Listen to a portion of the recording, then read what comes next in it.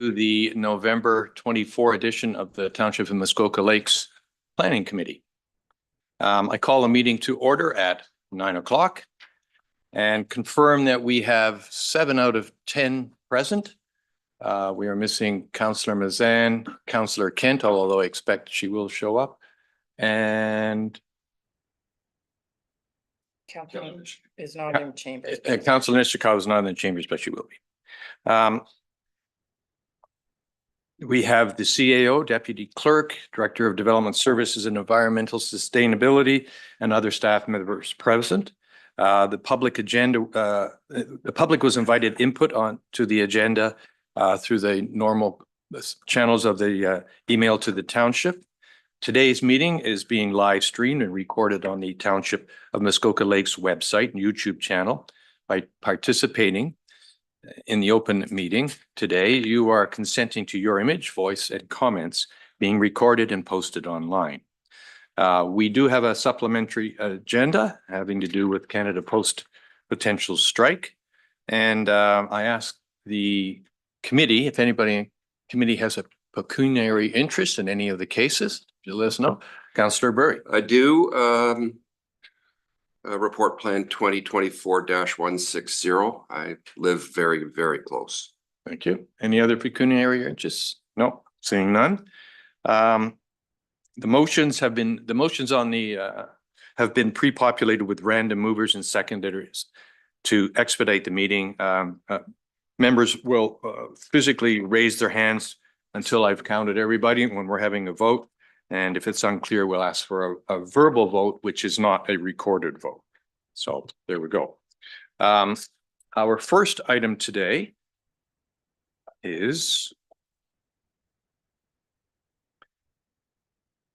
it's report plan 2024-165.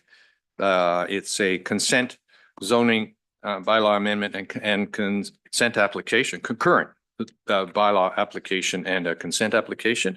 And I believe Ms. Beamish is our presenter, our first one. I'll just say Miss Councillor Kent has joined.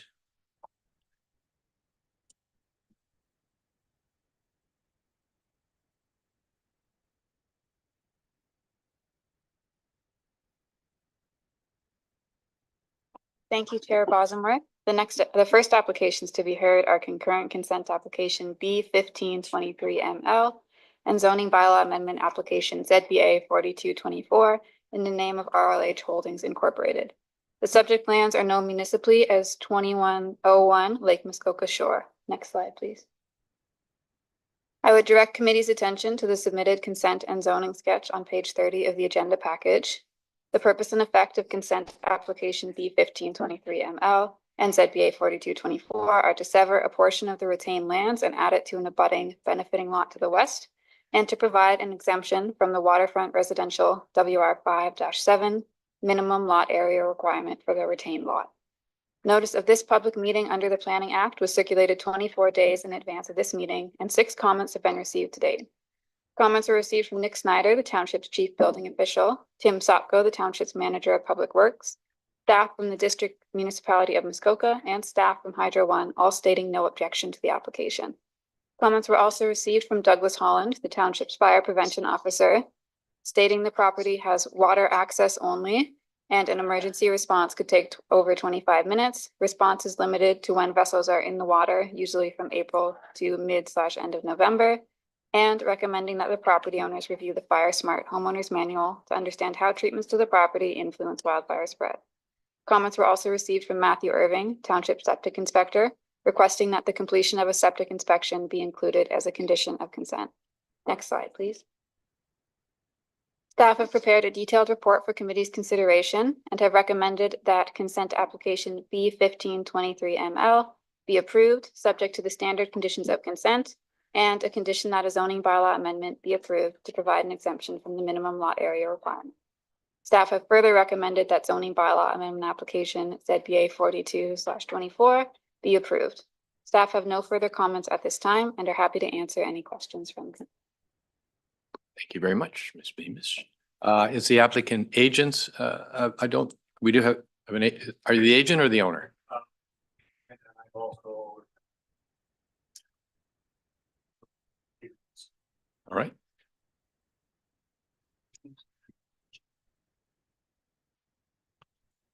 So we turn.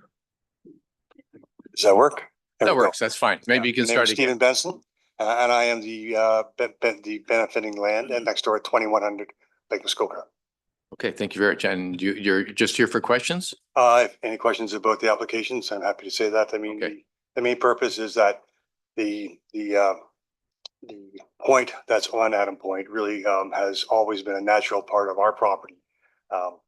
And the chap who is next door, and I've been talking for years about this, and just sort of came that the time was right that he said if we wanted to talk about doing the severance, it would be a good time to do it.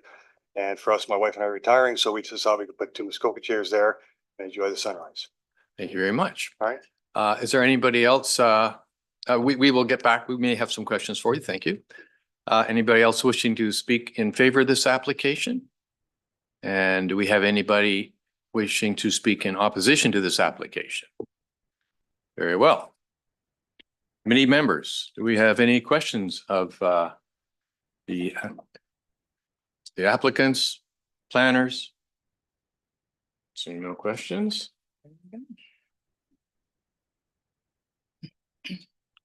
Moved by Councillor Roberts, seconded by Councillor McIntyre. Be it resolved that Planning Committee recommend to Township Council that consent applications B 15/23 ML RLH Holdings Inc. be approved subject to the following conditions.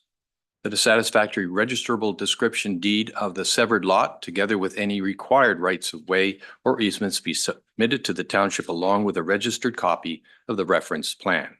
That a legal undertaking be submitted to the acting solicitor, which confirms that the severed lot will merge in title to the benefiting lot upon registration of the transfer/deeds, which may include a cancellation of the consent if necessary. The subsection 3 of section 50 of the Planning Act applies to any subsequent conveyance. Confirmation be confirmed that the township is satisfied that the resultant lots are satisfactory for on-site sewage disposal, and that any problems identified with any existing sewer systems be corrected to the satisfaction of the township, and that a zoning bylaw amendment application be approved to provide an exemption from a minimum lot area requirement of 2 acres for the retained lot in consent application B 15/23 ML. Any debate from committee? All those in favor? Any in opposition? Carried. Thank you.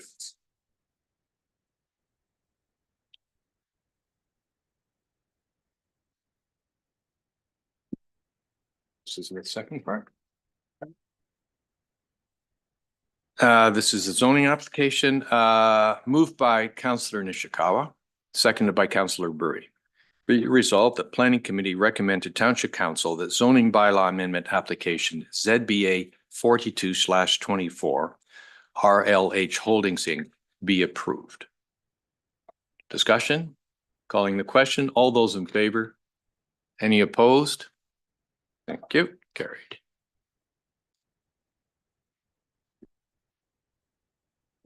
Our next item is it is a zoning bylaw amendment application. Ms. Crowder will talk to ZBA 36/20 and KNILL on Crane Island. Good morning, Ms. Crowder. Good morning. Thank you, Chair Bosomworth.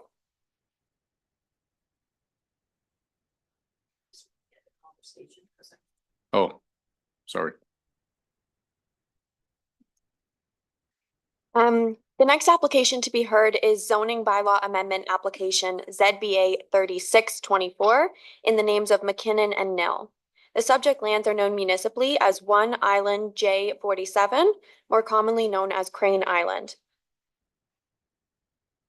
I would direct committee's attention to the submitted zoning sketch on page 60 of the agenda package.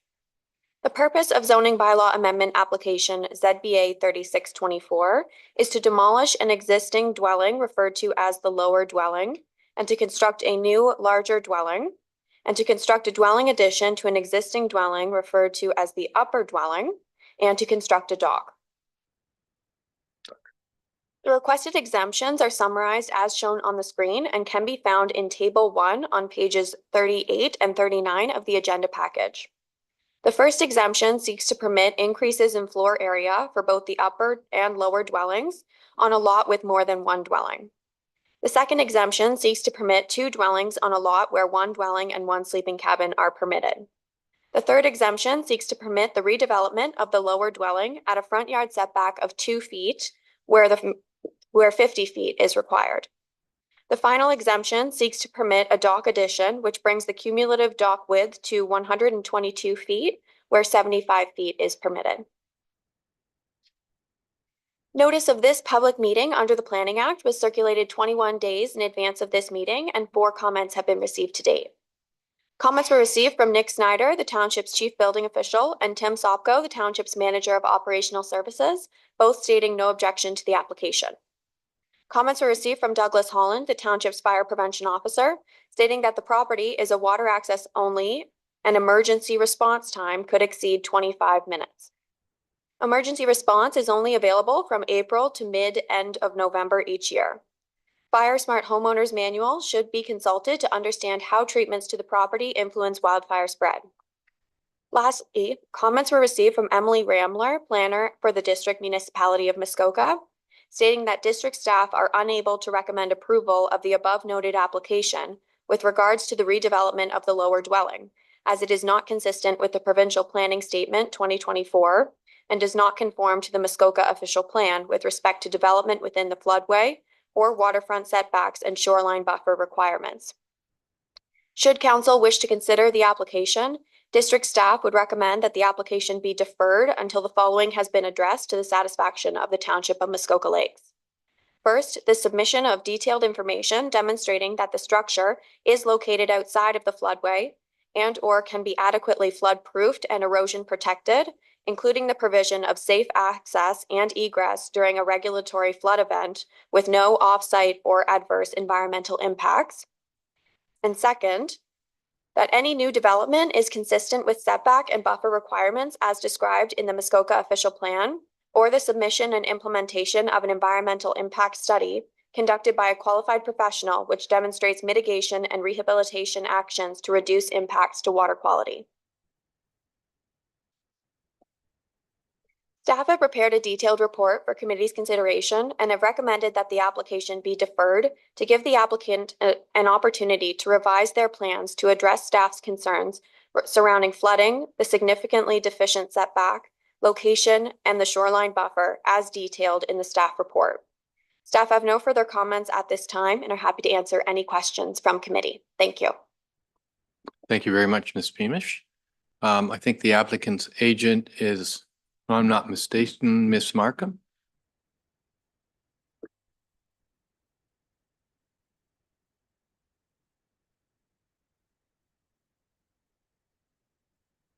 So good morning, Chair, members of the committee. My name is Melissa Markham Planning, 1025 Rebecca Lane, Huntsville, Ontario, P1H 2J6. I did provide a presentation. Just a few slides to be able to refer to. Thank you.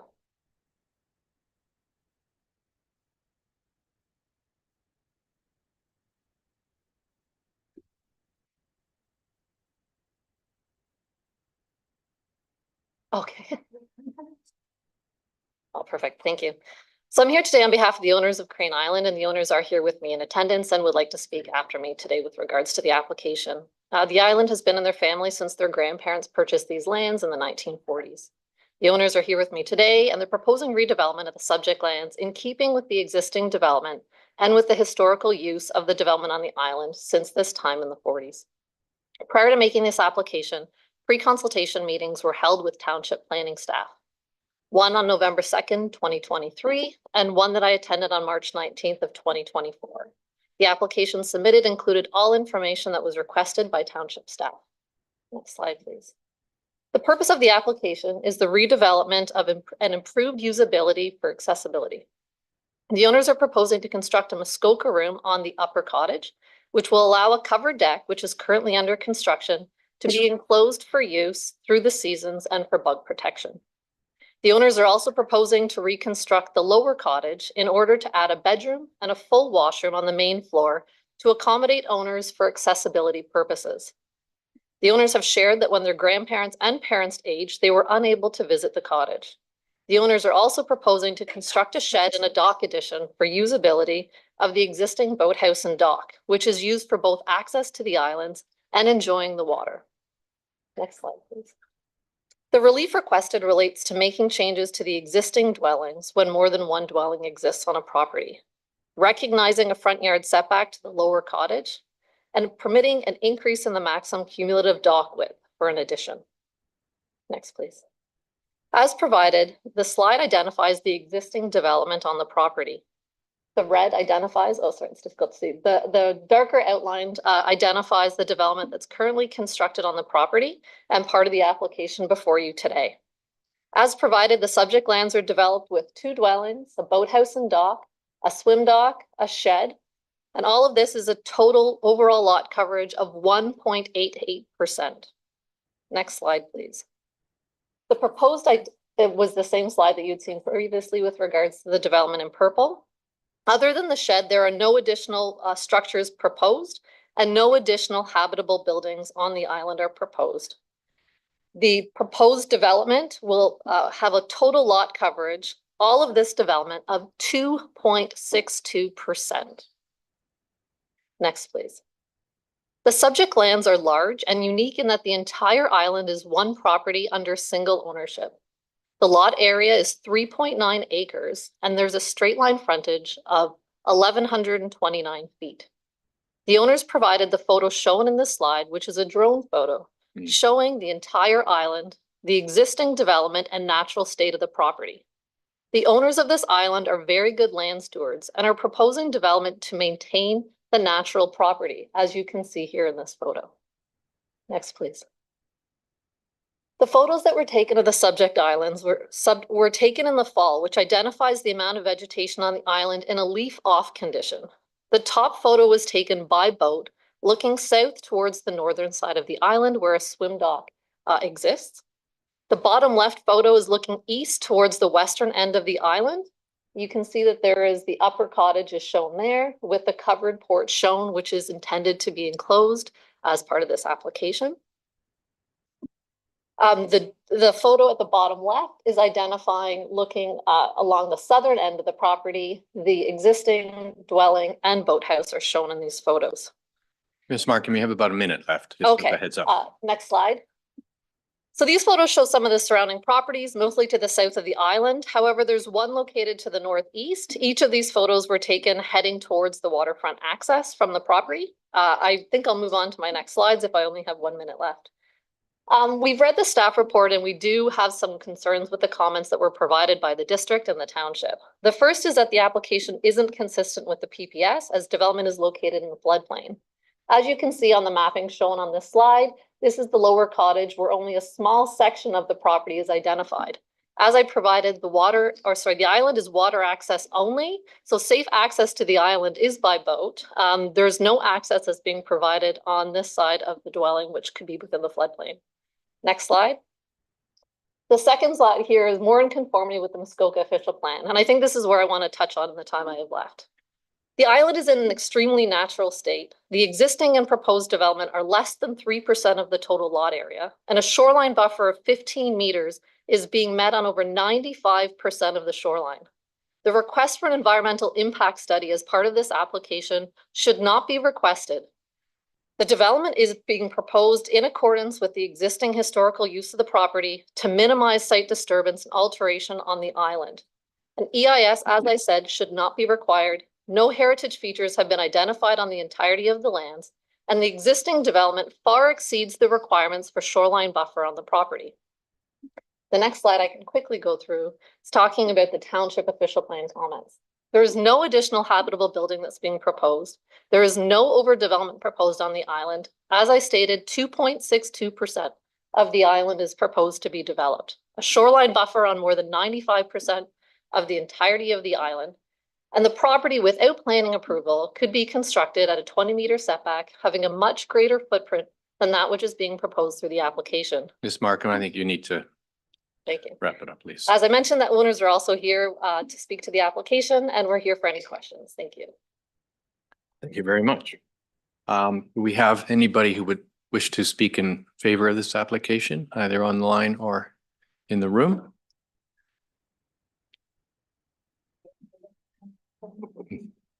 Sorry. I'm a little nervous. That's right. We don't eat any of the applicants here. You got 5 minutes and start with your name and address.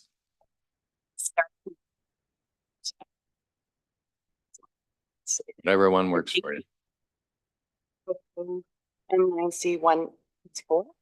Yeah, I think you have to turn your mic's not Turn your on. mic on, please.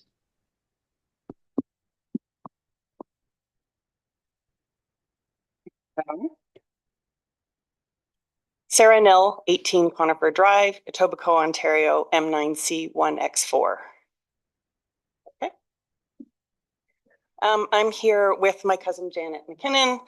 We are the grandchildren of Edwin Northey and Helen Northey, who purchased the property in the 40s. We are looking to change the island a little bit. Nothing has been changed since purchase in the 40s. When we talk about the upper cottage and the lower cottage, it is quite a significant elevation. So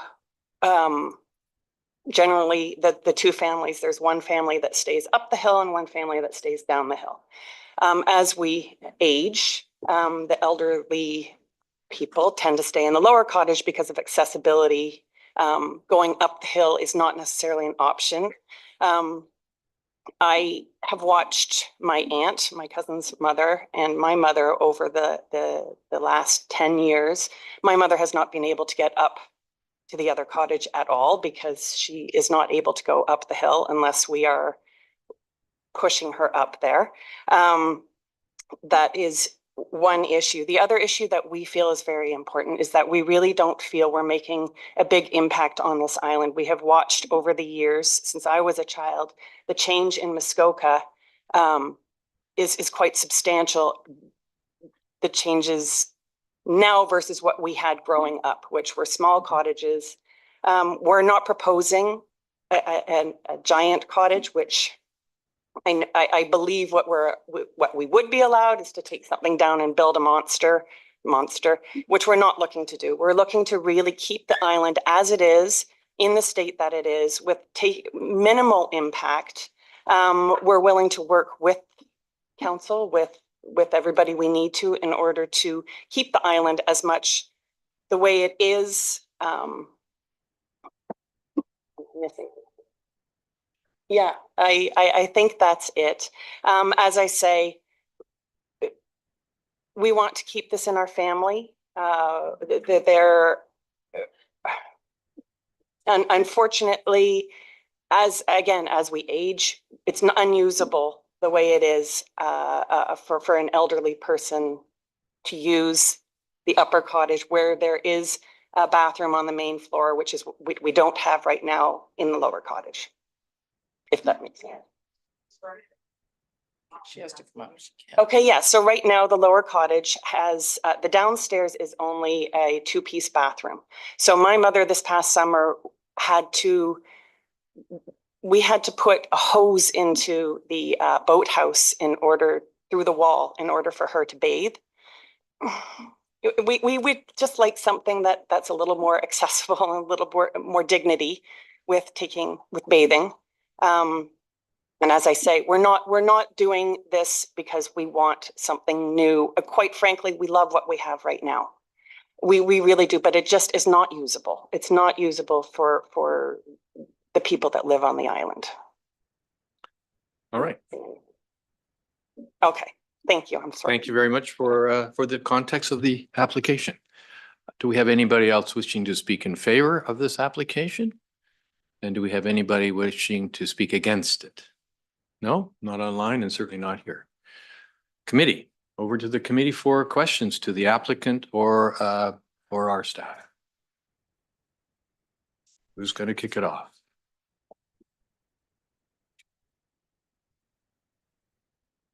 Councillor Zavitz. Thank you. It's for you. I guess to the applicant. Page 9 of 22, at the last point reads, staff are not opposed to the enlargement of the lower dwelling to increase the floor area. However, staff recommend that the application be deferred to give the applicant an opportunity to revise their plans to address staff's concerns. I'm just wondering of the applicant, what their appetite is for that. Thank you. Ms. Markin, would you like to talk to that? Still on? Is this still on? Okay. Yes, the owners are here today to look at potentially a deferral of the application. Essentially through pre-consultation, staff had asked for a conceptual drawing using the majority of the footprint of the existing dwelling for any reconstruction. And that was the application that was submitted to the township. It was really only just brought to our attention through the posting of the staff report last week that there were any concerns with regards to the location of that dwelling. So yes, the owners are here willing to work with staff for the location. Really what I would be requesting though is that no environmental impact study be requested for the location of that dwelling for a deferral. Any other questions from committee? Councillor Edward. I guess, would it be possible to have a deferral then? Thank you. Yeah, but I think that's what the recommendation is. So if we Councillor Roberts, thank you. And then Councillor Kent. Thank you, Chair, and through you to staff. Would you please outline, I know probably in the report, but would you outline for everyone why it would be deemed necessary to have an environmental impact study on this particular property? Ms. Crowder. Situation. Through you, Chair Bosomworth, to Councillor Roberts. I do want to point out that township staff have not recommended an environmental impact study. This is a recommendation that has come from the district of Muskoka. So it's come from district planning staff. And I would also point out that the district has recommended that the application, they've said that they cannot support the application as it is. But if council and committee are considering it, they're stating that an environmental impact should be submitted to demonstrate that the setback as proposed will not have negative impacts on the water body. So I think that the district comments are stating only if committee is considering approval of this setback should an environmental be done. So I hope that helps answer that question. Township staff, as stated in the report, are not opposed to potential redevelopment of this dwelling and potential increase in floor area. It's the location that's concerning. And in the pre-consultation that we did have, I did flag this, that the existing dwelling envelope should be utilized as much as possible. And the proposed dwelling is only to utilize less than half of the existing dwelling envelope. So they're proposing to move it over. So staff are saying, you know, potentially there's options to utilize more of that existing envelope, but preferably that the dwelling be pushed further back from the shoreline to help achieve the vision of the official plan, which is a 50-foot, 100% vegetative buffer on the entirety of the lands. Thank you. Good. Councillor Kent. Thank you. I think she just answered my question, but I will just rephrase it. If the owners decided to rebuild on the existing spot, that's allowed as of right. They could ask for 20% more than their existing build square footage now. I think I'm right on that. Why couldn't they reconsider that 20% and come back with a slightly larger spot, but use the existing footprint? I mean, I don't, going back obviously to the proper setbacks, I understand the issue. The island goes straight up and it's very difficult to build back there, but they haven't, in my opinion, come back with a full review of using what they have, and then potentially saying, well, I need to go to 30%, not 20%. And I think that would be the way I would send them back, rather than, you know, the environmental thing. I understand the issue there. That's very important, but it seems like we're not far off. It's just they have to move the location back to where it was. unless I, So, Ms. Crowder, I think the question is, you know, what would be the terms of building on the existing footprint? Through you, Chair Bosomworth, to Councillor Kent. The dwelling, because of its setback today, cannot be expanded at all at the current setback. So they could replace the dwelling 1-for-1 as of right, due to the legal non-complying status of that building. If they wanted to contemplate the 20% increase, the building would actually have to be pushed back to the 35-foot mark from the high water mark. And then if they wanted more expansion, that expansion could only occur at 50 feet from the high water mark. Councillor Kent? We need your microphone on. thank you. How big is the existing building? Ms. Crowder? Through you, Chair. I believe the existing building is 727 square feet in size. Thank you. And proposed is 1,406 square feet. Okay. Any other questions from committee? Councillor Nishikawa?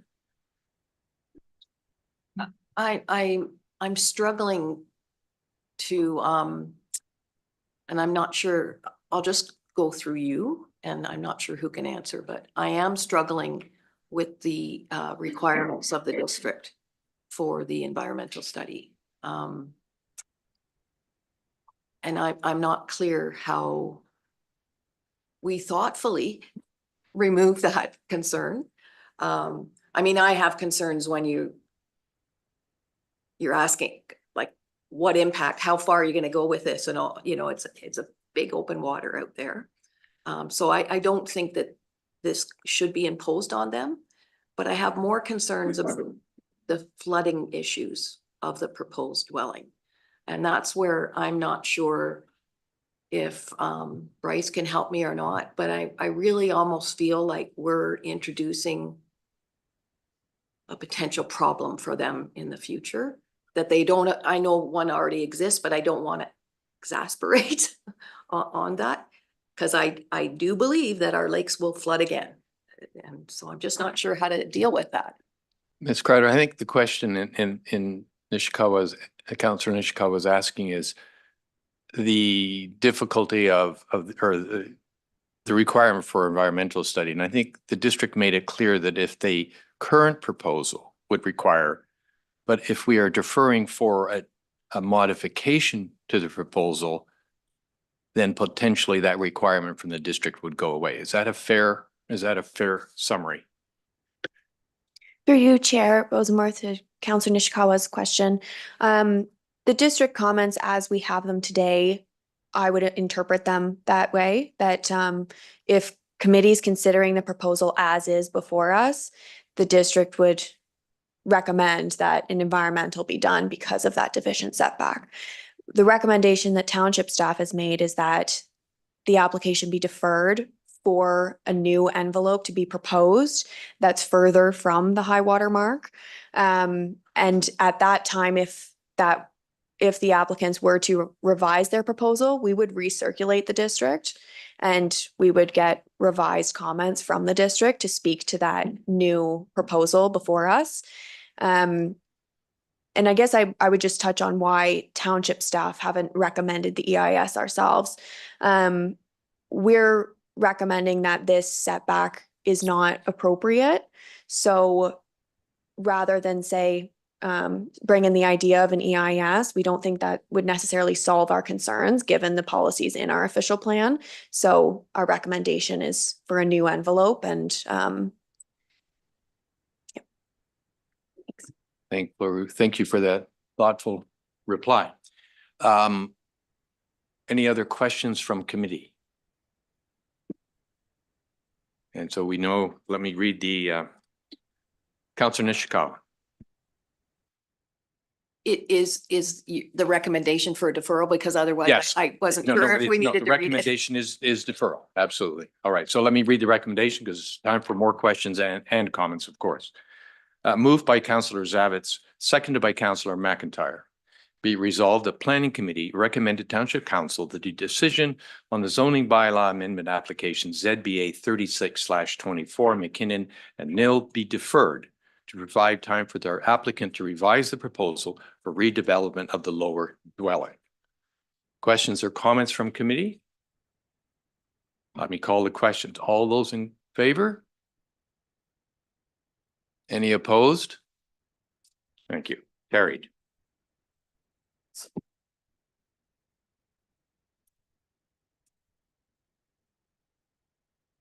Very well. Thank you very much for that. The next one is ZBA 39/24 Mole on Rossclair Road. And Ms. Crowder, I think you have this one.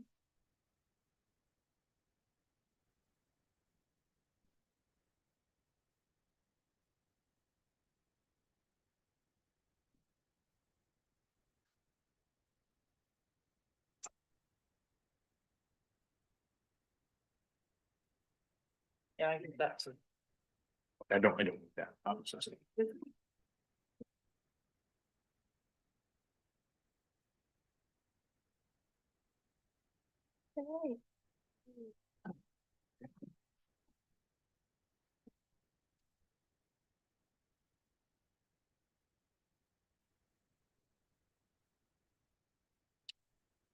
Thank you, Chair Bosomworth.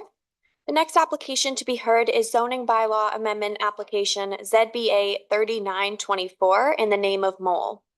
The subject lands are known municipally as 1033 Rossclair Road, Unit Number 12. I would direct committee's attention to the submitted zoning sketch on page 118 of the agenda package. The purpose of zoning bylaw amendment application ZBA 3924 is to rezone the westerly portion of the subject property from open space private OS2 to waterfront residential WR1-7 to match the zoning of the easterly portion of the lot. Notice of this public meeting under the Planning Act was circulated 21 days in advance of this meeting, and 4 comments have been received to date. Comments were received from Nick Snyder, the Township's Chief Building Official, Tim Sopko, the Township's Manager of Operational Services, and the District Municipality of Muskoka, all stating no objection to the application. Comments were received from Douglas Holland, the Township's Fire Prevention Officer, stating that the calculated fire response time is 17 minutes and 48 seconds based on the average shoot time of the fire department in the last 36 months, and a travel distance of 7.3 kilometers from the fire station. This response time is outside of the NFPA Rural Response Time Objective of 14 minutes. When response is outside of the Rural Response Time Objective, it is prudent to subject developments to additional design requirements beyond the minimum in the building code, potentially including fire sprinklers, increased spatial separations, and building materials of higher fire resistance ratings. As construction will be occurring on the property, we encourage pre-planning with the fire department concerning fire risks during this vulnerable phase of development. The Fire Smart Homeowners Manual should be consulted to understand how treatments to the property influence wildfire spread. Staff have prepared a detailed report for committee's consideration and have recommended that the application be approved. Staff have no further comments at this time and are happy to answer any questions from committee. Thank you. Thank you very much, Ms. Crowder. I don't think there's an agent on this one, if I'm correct, but is the owner here? Anybody wishing to speak in? Oh, I'm sorry, Ryan. Mr. Allen, beg your pardon, my notes quite all were right. My name is Ryan Allen, professional planner with Planscape 104 Kimberley Ave, Bracebridge, Ontario, P1L1Z8. I'm here today to assist Mr. Mole with his proposed zoning bylaw amendment. I think Ms. Crowder provided a very good overview. It's a fairly straightforward application. It seems that there was a zoning error in the mapping that existed for about 30 years, and it wasn't until Mr. Mole proposed a new detached garage that this zoning error came to light. So this application effectively proposes the WR1-7 zoning over the entire lot and remove the open space zoning. Happy to answer any questions. Thank you. Thank you very much, Mr. Allen. Anybody in support of this application? Anybody against this application? Any questions, committee, for Mr. Allen or staff? Councillor Kent. I was just trying to find out if you combine the property as one property, what is the coverage, including the hardscape tennis courts, two garages, and 2 buildings? I was just trying to find, not a dwelling, but one dwelling and one boathouse, what the lot coverage is, because it's not a big lot. Ms. Crowder, do you know that? Through you, Chair Bosomworth, I'm just going to open up my review to look at lot coverage, but I would note, and sorry, to Councillor Kent, I would note that sports courts are not included in lot coverage. Oh. Yeah, per the township's bylaws. It would be a building that, or structure with a roof that would contribute to lot coverage, the way that our bylaw is currently written. So I will just find that value of lot coverage for you if you just give me a moment. I thought hardscaping counted as lots coverage. Through you, Crowder? through you, Chair. No, per today's bylaw, that is not the case. I believe that the new official plan opens up conversation for such measurements to be incorporated into the new zoning bylaw. However, that has not yet occurred. Okay. The existing total lot coverage is 5%, and the proposed total lot coverage is 6.78. The existing lot coverage within 200 feet of the high water mark, per my measurement, is 10.2%, and proposed is the same. So the proposed is not changing. And if Mr. Allen has different numbers, I would certainly look to him, but those are the numbers that I have. And one more follow-up, if you don't mind. And what if you include the hardscaping? The 10% goes to what? Not quite sure this is relevant on this Okay, discussion. I'm asking because it's only a 2.95 acre lot with less than 300 feet of frontage, and it's a lot of hardscaping with another garage. That's all. That's my only question. It's like one garage plus another garage, and it struck me as it's a bit expansive for a very small property. I understand that's. Yeah, but what's before us is a change of zoning and no change in structures on the property. So I think we will move on to there. Okay. Are there any other questions from committee? All right, I'll read the resolution. Moved by Councillor McIntyre, seconded by Councillor Kent. Be it resolved, the Planning Committee recommend to Township Council that zoning bylaw amendment application ZBA 39/24 mole be approved. Any discussion on this matter? I'll call the vote. All those in favor? Any opposed? Thank you very much. That's carried. Thank you. Have a great day.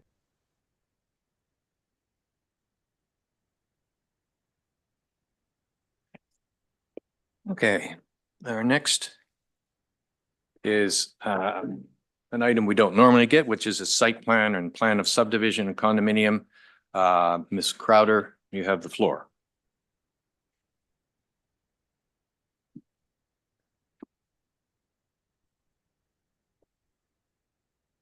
Thank you, Chair Bosomworth. The District Municipality of Muskoka is in receipt of an application to amend condominium description C 2017-2, referred to as Villas of Lake Muskoka. As part of the review process of said application, the district has requested formal comments be received from the township on the application. The subject lands are known municipally as 1841 Muskoka Road 118 West. The draft approved phased condominium description can be found on page 138 of the agenda package. The condominium description is draft approved to permit 23 resort commercial accommodation units and related exclusive use elements as well as common element areas. The first phase of this development has been final approved and built. The second phase is currently under construction and has not yet received final approval. The application before the district seeks to amend the draft approval of the phased condominium description to adjust the number of units that were originally draft approved within phase 2. The original draft approval of the second phase of development included a duplex labeled as units 16 and 17, which has since been constructed to instead form one single unit. As a result, the total unit count will be reduced from 23 units to 22 units. Staff have prepared a detailed report for committee's consideration and recommend that the District of Muskoka be advised that the Township of Muskoka Lakes has no objection to the approval of a proposed amendment to the draft plan of phased condominium description, number C 2017-2, Villas of Lake Muskoka, to reduce the unit count from 23 to 22 units. Staff have no further comments at this time and are happy to answer any questions from committee. Thank you. Thank you very much, Ms. Crowder. I don't believe we have an agent for the applicant, but is there anybody wishing to speak in favor or opposition to this? Very well. Over to committee for questions. Councillor Ed. Actually, just a confirmation of my thoughts. The signs for the village are mounted on the ground with floodlights coming up. They do interfere with traffic, and that will they be changed with it as finishing this, as doing work? I'll be dark sky lighting. Ms. Crowder. Through you, Chair Bosomworth, Councillor Edwards. The lights, I have noticed them. They are largely an enforcement matter with our dark sky bylaw. I don't know when those lights went in, but I believe that our current bylaw permits people up to 2025 to change out their lights to be dark sky compliant. I see we have Mr. Kennedy here, so maybe he can speak to that. Would it be addressed through this condominium application? No. Follow up. Follow on. Okay, I'll wait for Mr. Kenny. I'll have a. Mr. Kenny, do you have any comments on that? Can you take this as notice of a? Through the chair, I'm not necessarily aware when the lights were actually installed. But under our dark sky bylaw, if they were installed after, I believe, April 17th, 2014, they would be non-compliant and they would have to be changed. So whether we do it through enforcement or we do it through the planning process through site plan agreements and whatnot, it is, we can deal with it on multiple different facets. But now that we're aware of it, we can certainly contact them and let them know they need to change it. And could you take this discussion here as notification and follow through on that rather than going through the planning process? Yeah, we certainly can. I can follow up with planning just to make sure that the date when they were put in, just so we can ensure whether or not they fall under the grandfathering clause. But yeah, we can certainly review it. And even if they fall under the grandfathering clause, they still have to be fixed by 2027, if I recall? Yeah, June 1st, 2027 is the grandfathering clause. Yeah. Thank you. Committee, do we, Councillor Edwards? I thought because they were doing construction there, once you take building permits out, it comes up to the new one, so they should be done. All right, fair enough. I'm sure Mr. Kennedy will look at, and the planning staff will figure that one all out. Any other questions from committee on this application? Seeing none. Actually, I have one, Ms. Crowder. From a planning perspective, are there any positive or negative implications of moving it down by 1 unit? Through you, Chair Bosomworth. The density for the zone of the property would permit it either way, 22 units or 23 units. If we look at it from the perspective of intensity of use on the waterfront, I would argue potentially it's an improvement to reduce the number of units. However, the waterfront commercial zones are to promote resort development and are to promote higher density development than you would see on the residential side. So I don't know if I have a clear answer for you there, but we're It's an excellent answer because it says there's both advantages and disadvantages. Thank you. Any other questions? Let me read the resolution. Moved by Councillor Roberts, seconded by Councillor Edwards. Be it resolved that the District of Muskoka be advised that the Township of Muskoka Lakes has no objection to the approval of a proposed amendment to the draft plan of phase condominium description number C 2017-2 Villas of Lake Muskoka to reduce the unit count from 23 to 22 units. Discussion, all those in favor? Any opposed? Carried, thank you.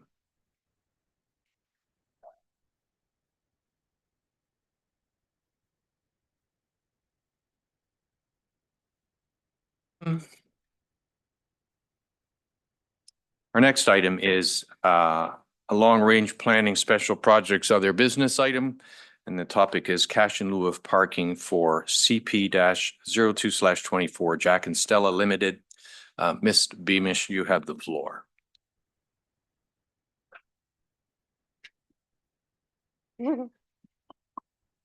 Sorry, not Miss Beamish. You know, I should do this homework well ahead of the meeting. That's okay. I know who you mean. Thank you, Chair Bosomworth. All right. The next application to be heard is cash in lieu of parking application CP-0224 in the name of Jack and Stella. The subject lands are known municipally as 1004 Bala Falls Road. The submitted site plan can be found on page 145 of the agenda package. The applicant proposes to construct a two-story addition to an existing building with established retail and restaurant uses. The proposed addition requires 3 parking spaces per section 3.28 of Comprehensive Zoning Bylaw 2014-14. The application seeks to pay cash in lieu of these required spaces. On the left side of the screen is a rendering of the proposal. The grayed out portion of the building is the existing building, and the white section on the left is the proposed addition. On the right side of the screen is a photo depicting the current Jack and Stella establishment. Staff have prepared a detailed report for committee's consideration. The proposed two-story addition to the existing building, which is the cause of the application for cash in lieu of parking, is located entirely within the floodplain of Lake Muskoka. Section 5.2 of the Provincial Planning Statement, Section I-2 of the Muskoka Official Plan, and Section L4 of the Township's Official Plan states that development shall not be permitted within areas that would be rendered inaccessible to people and vehicles during times of flooding hazards and a floodway, regardless of whether the area of inundation contains high points of land not subject to flooding. Due to this strong policy direction, planning staff are unable to recommend approval of the application.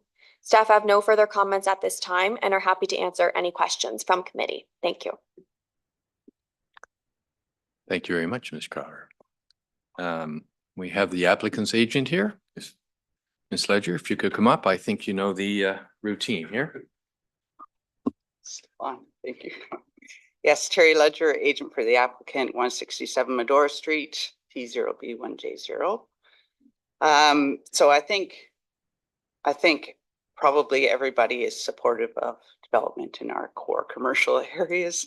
So I guess really the question is the floodplain, and so I just want to speak to that. I did, if you could bring that up, Trish, thanks. So the provincial planning statement, the district official plan, and the township official plan all recognize the flooding areas as hazardous areas, but they also all allow for a 2-zone concept for floodplains.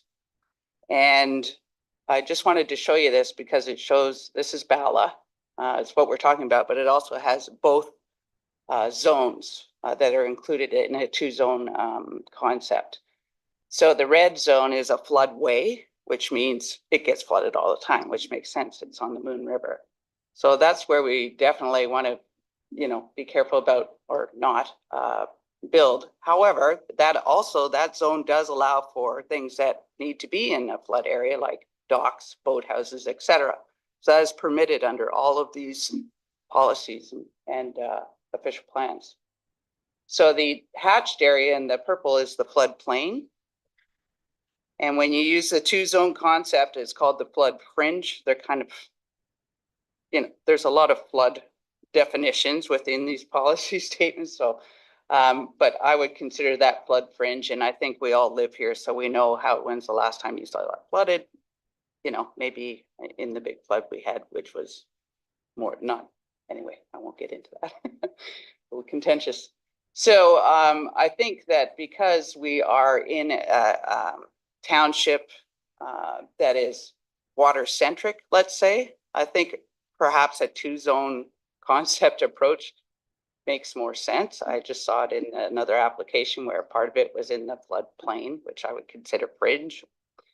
However, so all these policies do allow for expansion and development in these areas as long as they're floodproof standards are met, vehicles and people have a way of safely entering, exiting, new hazards are not created, no adverse environmental impacts. So I think it's as long as you meet those things that there is room there to permit this type of expansion. And before we were trying not to have cash in lieu of parking, of course, because that's another $10,000. But we looked into the floodproofing because we knew it was in a floodplain. So I've already spoken to the CBO. We've made in our plans that were submitted the meeting the standards for floodproofing. So I hope that helps. So there is a way to approve this, as far as I'm concerned, according to the policy statements and official plans, right from the province down to our township. So I'm here to answer any other questions. Thank you very much.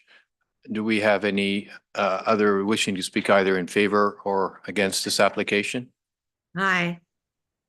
It's Heather McPherson, the owner of Jack and Stella. Heather, welcome. Thank you for coming. If you start with your name and address, and you have 5 minutes. Happy to hear from you. Oh, perfect. Okay, so it's Heather McPherson. My address is 1004 Bala Falls Road. I'm the owner of Jack and Stella. And I thought I'd just come and I might take 15, but I know I won't, I promise. Just to kind of follow up on what Terry said, we feel we've done our due diligence and we're going to bring in the very best of equipment to make sure everything is done properly.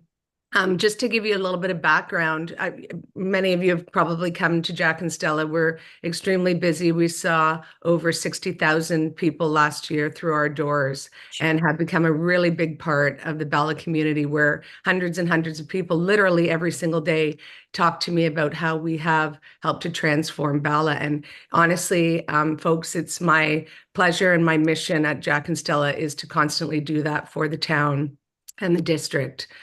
So this renovation came about when we hit a ceiling really with how we are efficient within our kitchen. And so this addition is really just about that. It is storage, efficiency, cooking utensils, not any additional seating.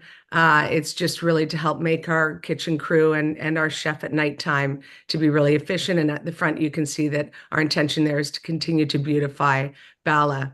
And finally, taking into consideration the floodplain, I've learned a lot and believe and trust in my in Terry and my contractor that everything will be taken care of as far as pumping systems, etc.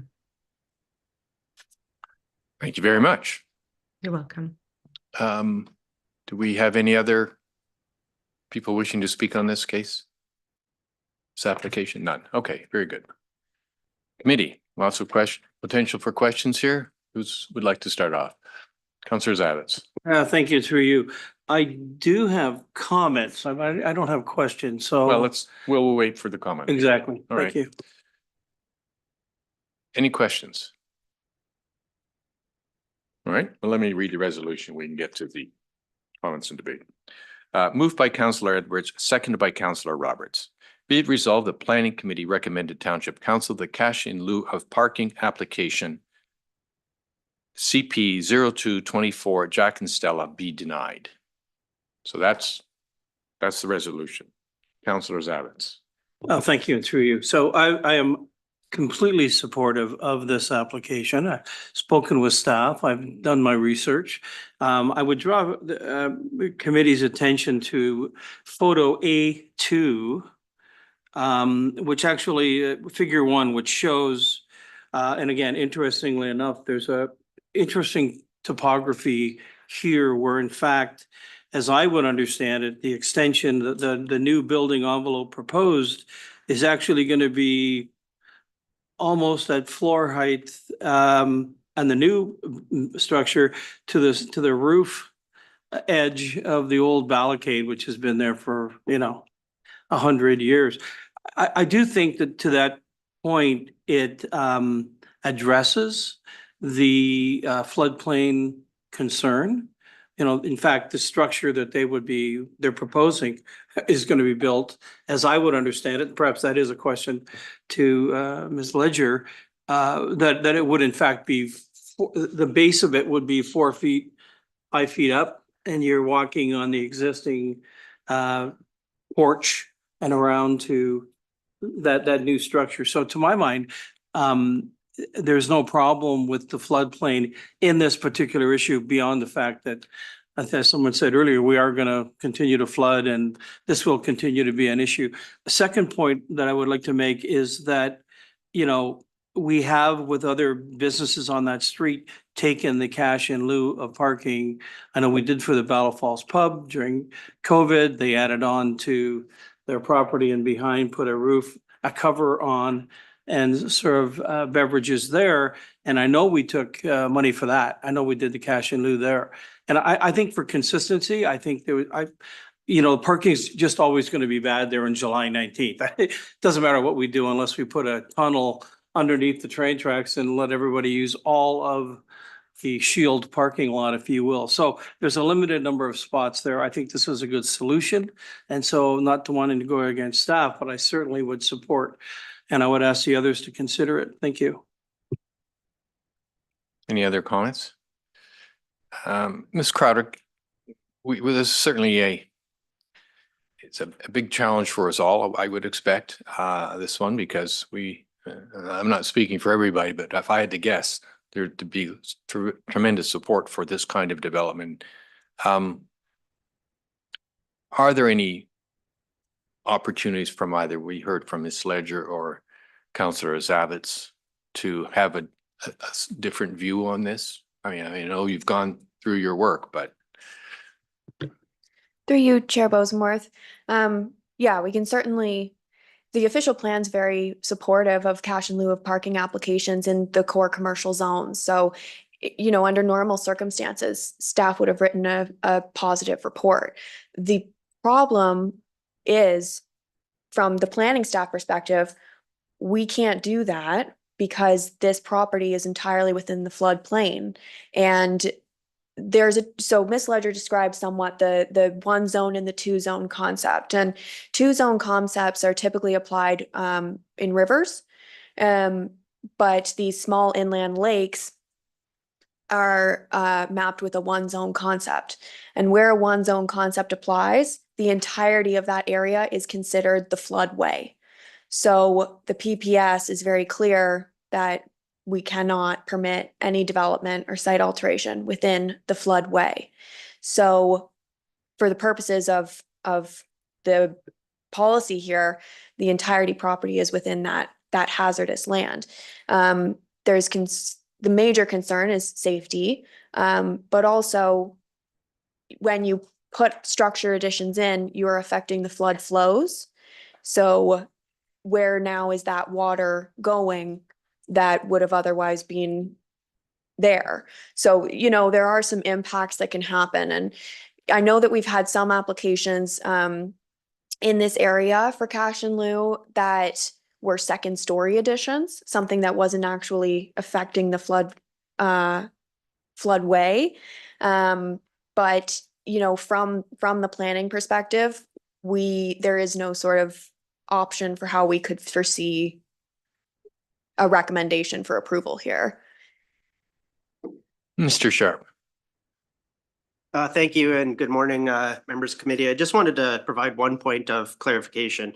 Following the 2018 flood, we've been given access to some very detailed and highly advanced, I would say, in my opinion, mapping with respect to flooding on our major lakes. And we now have that mapping available at our fingertips. And I just wanted to note that currently the zoning bylaw doesn't restrict or prohibit development within those floodplain areas. However, as part of the comprehensive zoning bylaw update, that is something that we're going to need to do in order to address the planning policies. So that will be a big factor as part of that update. And I just wanted to mention it for your background. Thank you. Mr. Sharp or Ms. Crowder, are these constraints from the PPS? And, you know, are we going against explicitly, very, very clearly against the PPS? Through you, Chair Bosomworth. It is from the PPS, section 5.2, and the wording is shall not. So development and site alteration shall not be permitted within a floodway. So yes, it is very strong policy. And like Mr. Sharp mentioned, the official plan that our newly approved official plan carries on this policy, but the zoning bylaw is yet to be updated, as we all know. Once it is updated, any building permit application that comes in is required to check for zoning compliance. So any building permit that comes in the future that is within a floodway, the permit would be denied because it doesn't comply with zoning. So I just wanted to point that out because yes, this application's before us because of the cash in lieu component. In future, whether the parking spaces were met or not, if the zoning bylaw were updated, this proposal from a building permit perspective wouldn't comply with future zoning. Councillor Nishikawa. Thank you. Through you. First of all, I can't remember if you read the document. So, okay. Yes, I have. So And I'm the resolution is that it be denied. okay. Yes, I did recall that one. I just wanted to know. So my concerns with this is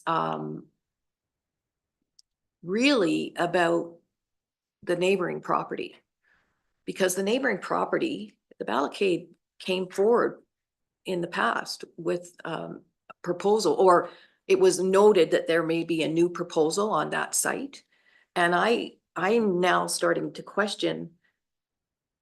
So knowing that the next door neighbor has the ability to rebuild, or at least we've discussed this at previous meetings. I was more concerned about how, if the two buildings were redeveloped that close, that we actually would stop seeing the water. So I get the whole thing about I don't know, like I don't have a problem with this. We are in a flood zone. Most of Muskoka's in a flood zone, and as far as I'm concerned, and every application that we're going to see is, especially in Bala, in any of the businesses, will have a big impact on this policy. I get it. We shouldn't be allowing people to build where we know there's going to be harm. And I wish actually that there was a way, and maybe there is, and I'm just not aware of it, that the township can be signed off of any peril kind of clauses because we allowed this to happen, I suppose. So otherwise I'm happy to, but I'm just mostly concerned about when that other building gets redeveloped. We won't be able to see through the lake anymore. Like there's just something a little more. I wish I could see the whole package. But at this point, I would support this application because I don't think the town's going to go away. Mayor Kelly, Councillor Zavitz, Councillor Roberts, and the owner, we will see if what's needed. Thank you, and through you. And, you know, I'm not one who likes to defy PPS or zoning bylaws, and certainly not Ms. Crowder. So I say this with some hesitation. I think we are all here. I hope we are all here for community development. This may just be a simple commercial application from a commercial enterprise, but it is really the center and the focus of a real revitalization in that area. We've probably got 100 years of history of similar developments, some similar commercial activity. Just in the last few years, there's been kind of a new vibe, a new feeling down there. I can't attribute it to just Jack and Stella, but certainly there's a lot going on. It's consistent with the same, as I understand it, on that same parcel, that same piece of land for 100 years. I think we need to really celebrate this and find a way to accommodate it.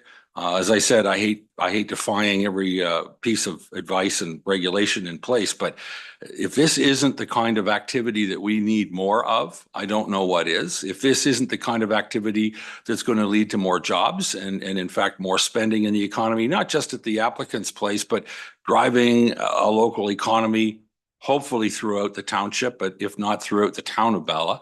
And I think we really need to dig deep and ask whether every once in a while we need to push the envelope a little bit to support things that we really think we're here for and really think need to get done. I think Councillor Zavitz and Councillor Roberts, yes. Oh, thank you. And through you. So I know enough to know that when the mayor says what he just said, I should shut up. That's what I know. And I can tell you one thing. Well, thank you very much, Mr. Yeah, but I won't. And I guess for clarification, were we to approve the cash in lieu today, Jack and Stella would then be in line for their building permit request. That is, again, separate, I know, but yesterday we approved the CIP donations, funding, if you will. And the only thing, once this occurs, however it occurs, were to occur in the positive, then they would get their building permit as a matter of course. Is a question. Thank you. Scrotter. Through you, Chair Bosomworth, to Councillor Zavitz. Right now, what is preventing the building permit application is the zoning compliance. This here the Planning Act set up so that you can apply for cash in lieu of parking instead of applying for like a minor variance or a zoning amendment from that section of the bylaw that speaks to parking. So if this application were approved today, zoning would be compliant and the application could be made for a building permit. All right. Gord. Thank you, Chair, and through you to Ms. Crowder.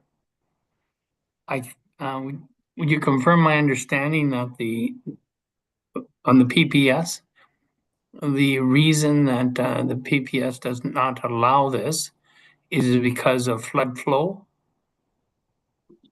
Ms. Crowder. Through you, Chair Bosomworth, to Councillor Roberts. Section 5.2 of the provincial planning statement states that development shall generally be directed to areas outside of hazardous lands adjacent to river, stream, and small inland lake systems, which are impacted by flooding hazards. The PPS further states that development and site alteration shall not be permitted within areas that would be rendered inaccessible to people and vehicles during time of flood hazards and a floodway, regardless of whether the area of inundation contains high points of land not subject to flooding.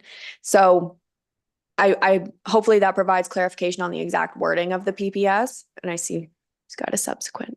Councillor Roberts, you have a supplemental on that? Yes. So the floodway is that open space between the two buildings. Ms. Crowder. Through you, Chair. The entire property is within the floodplain. It's a one zone concept and is treated as the floodway. So the entire property. So somebody in staff can potentially answer this question. What are the implications if we decided to approve this and send to council? Through you. Ms. Crowder. Through you, Chair. I can attempt to answer, might elevate it. If committee were to approve the application, nothing may happen, but the district would have the right to appeal the decision.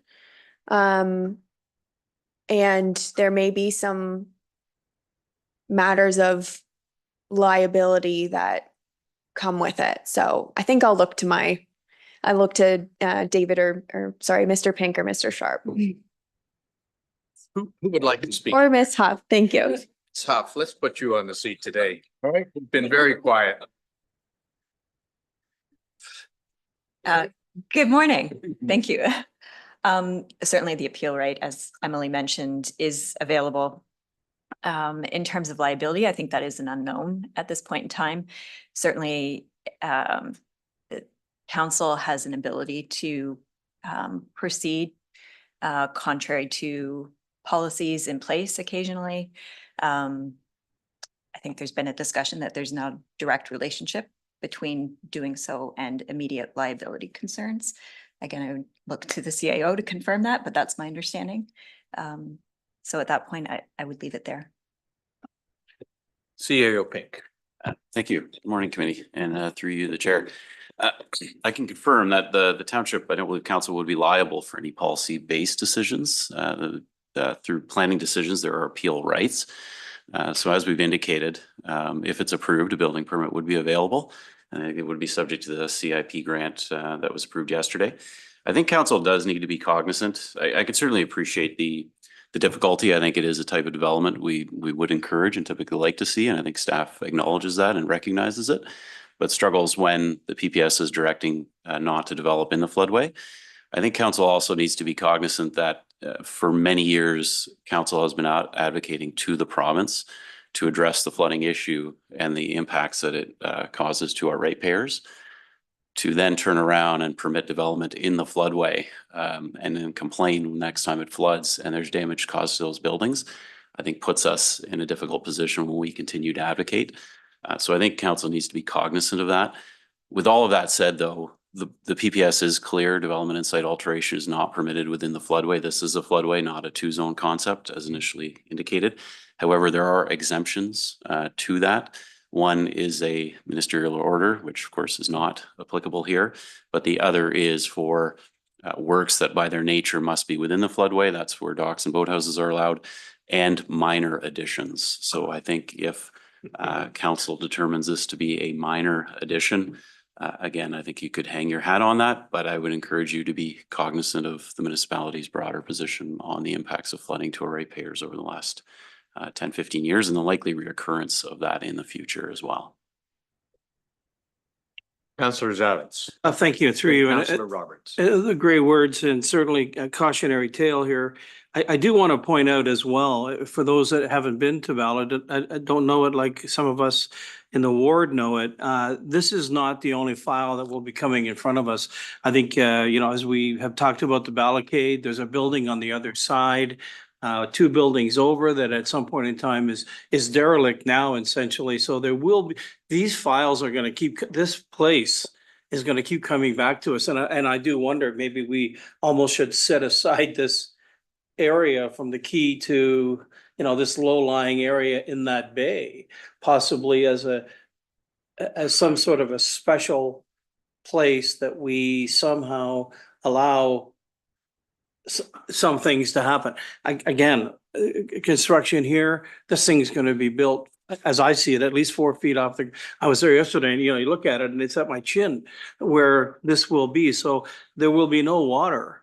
But anyway, I understand the more general piece of it. So we will be having to discuss other construction opportunities on the street.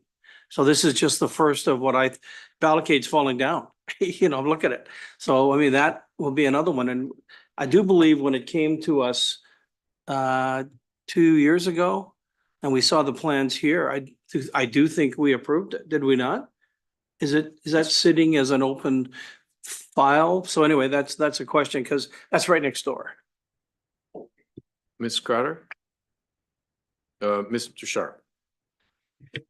Thank you. Yeah, that application was a site plan application, and it was a bit of a different context. And Kaylee or Miss Spice and Miss Crowder will get into it when we do the site plan control 101 presentation. But in that context, because development within the floodplain is not controlled through the zoning bylaw, and because of the type of application that was submitted, there was no way for township staff to recommend that it be refused. It complied with the zoning bylaw, and therefore there was no way or no ability for us to recommend that it be refused because of the concerns related to floodplain. What we did in that case was we worked with our chief building official to make sure that floodplain or flood proofing measures were put in place.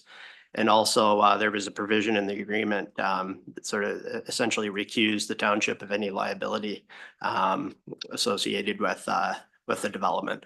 This application is a bit different in the sense that because the addition increases the parking needs on the property, it technically doesn't comply with zoning, but the Planning Act allows the ability for the applicant to pay cash in lieu of parkland, or not parkland, sorry, cash in lieu of parking. So it's a bit of a different context. Thank you. Before I get to you, Councillor Roberts, I'd like to just pick up on the point that our CAO Pink made, and I have a couple of questions. If the redevelopment didn't involve increasing the footprint, I think that's allowed under the PPS. Is that correct? Either of you can answer that.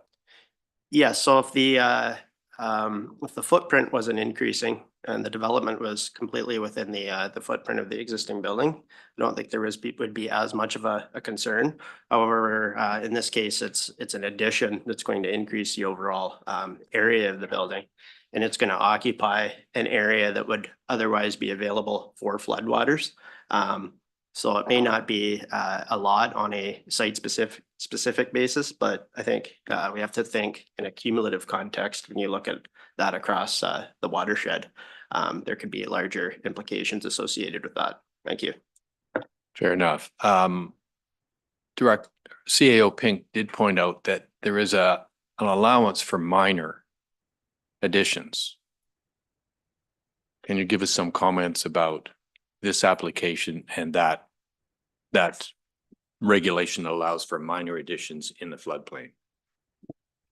Yes, thank you. And through you further to Mr. Pink's comment, there is an allowance for minor additions. However, there's no indication of what is minor and what is a minor addition. So, it's ultimately a judgment call, I suppose.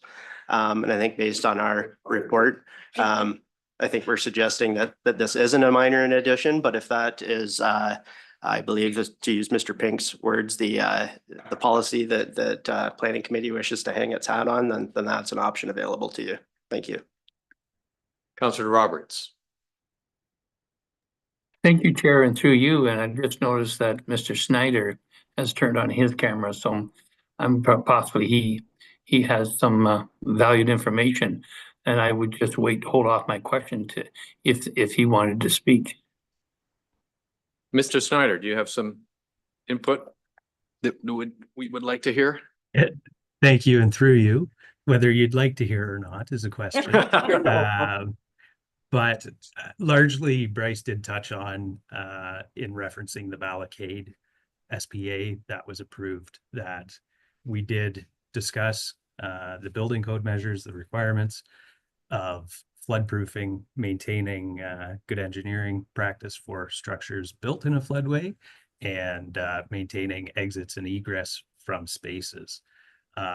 So to the comments and the questions of minor additions, if committee were looking to go that route, and I'm not suggesting that I'm endorsing it, but the building code does have provisions, and part of the requirements of the Balacade application were that any additional floor area or the redeveloped floor area be maintained above the floodline elevation. And that would be applied through a permit application similarly to this property in this application. One question then, picking up on a point you just said, does this application, is the floor line above the floodplain? Thank you. Through you. Like the main floor, is it above the floodplain? I can't confirm that. We did receive an application, and for reference, it was refused because the property wasn't compliant with the zoning bylaw for the parking. The review didn't go significantly beyond that, but the drawings and just reviewing them again today don't indicate an actual datum elevation. Got it. of the main floor, so I can't confirm. All right. Councillor Roberts. Thank you for your patience there. That was good information that came about. So I'm changing my first thoughts to maybe a suggestion is that I'd really like to know more information on this application on the floor height. And if it is high enough that that could be acceptable, I would consider this a minor variation. What is the possibilities of deferring until next month?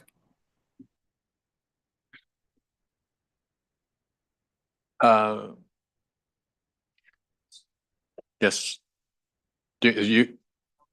Councillor Edwards, do you have your hand up there? Yes, I did. All right.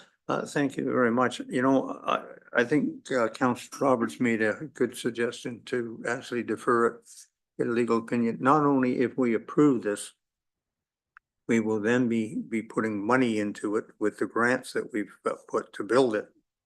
And that on it. And if it's against the provincial policy statement, I have a real problem with that. And that, as Director Pink said, we're always after the problems about flooding. And then we go and put something on the floodplain. I would like to see this go through. I think we should maybe get some more information on it. I'd be glad to have it actually deferred. Mr. Sharp. Through you, Chair. Just with respect to the notion of a deferral and my previous comments with respect to the notion of quote unquote minor additions. Reading the policy, I have it in front of me here, and it speaks to minor additions that do not affect flood flows.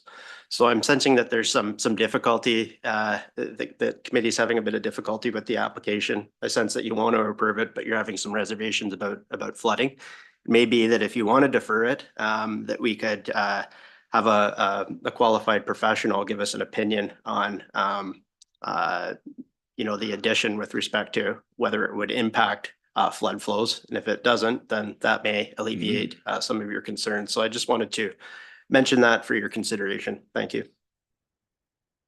All right. Councillor Zavitz. Thank you. Through you. I have a line in my boathouse on Bell Bay that's 3 feet from my dock from 2019. So, you know, I'm reluctant to actually suggest that we would defer this. And I think there's enough information in front of us. If it's Councillor Roberts who needs the information from the ground up, is that something that we would have available to us here and now? Is that information that we have in the file? I mean, I'd be interested in moving this along. I think deferring is just kicking the can down the road, and we're getting 30 days later. What are we going to know? Yeah, the water is going to come if there's a flood. I mean, Committee, we have essentially two options or three options. One is to approve the resolution, which is deny. The other one is to defer and have allow staff to do a little more digging into this concept, or we could approve it as it is. So let me just open that up for comments, and maybe we'll get a little straw poll about what, if we need a straw poll, we'll do that. Mayor Kelly. Thank you. Through you. Is there a fourth option? Just a 10-minute break and see if we can't pull some information out of in the next 10 minutes that identifies datum information that would identify whether or not the proposal. I'll go back to my earlier comments, and again, at the risk of defying Ms. Crowder.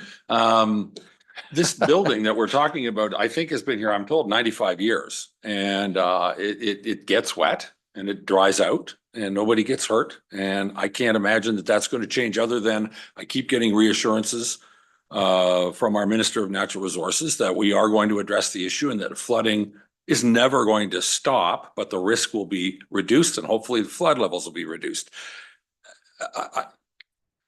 Kicking the can down the road is a soft way of describing how I feel about a deferral. I think we really need to find a way to push this thing forward today. And if 10 minutes or 20 minutes would help find the necessary information, that may be another option. Staff, a 15-minute break would allow you enough time to have any more information, or? Through you, Chair Bosomworth. We could chat with Ms. Ledger and see if she has the design of the building to know whether the ingress and egress point is above the floodplain elevation. If that is what committee wishes us to do. Fair enough. Well, let's do that then. It's break time anyway, so let's see what 15 minutes of thought by our brilliant staff will do, and we'll come back at 1:45.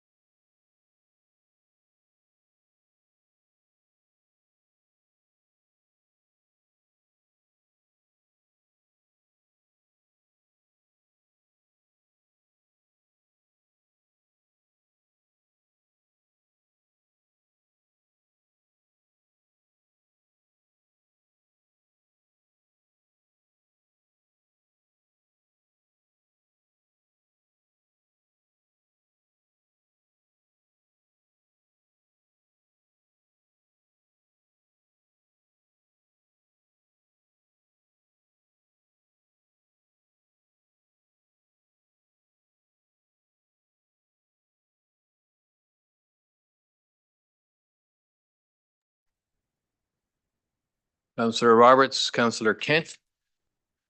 All right, Ms. Crowder. Thank you, Chair Bosomworth. So we took a look at the elevation drawings that we have. They show the elevation of the building itself. They don't show the flood line elevation. So we can't confirm that the drawings we have before us are above the flooding elevation, which is 226.3 meters above sea level. However, the agent has said that the plans for the building are to be above that elevation, and has proposed that the building could be constructed on piers to be brought up above the flood elevation. Staff's recommendation isn't changing, but that information is available to committee should they wish to go that route. All right.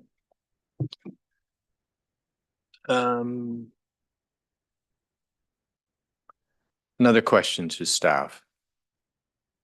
Yesterday, we approved some money under the CIP. And the question is, does that change anything with respect if we approved it and then funded it? In other words, we're doing something that could possibly be against the PPS, but maybe not if we really considered it minor.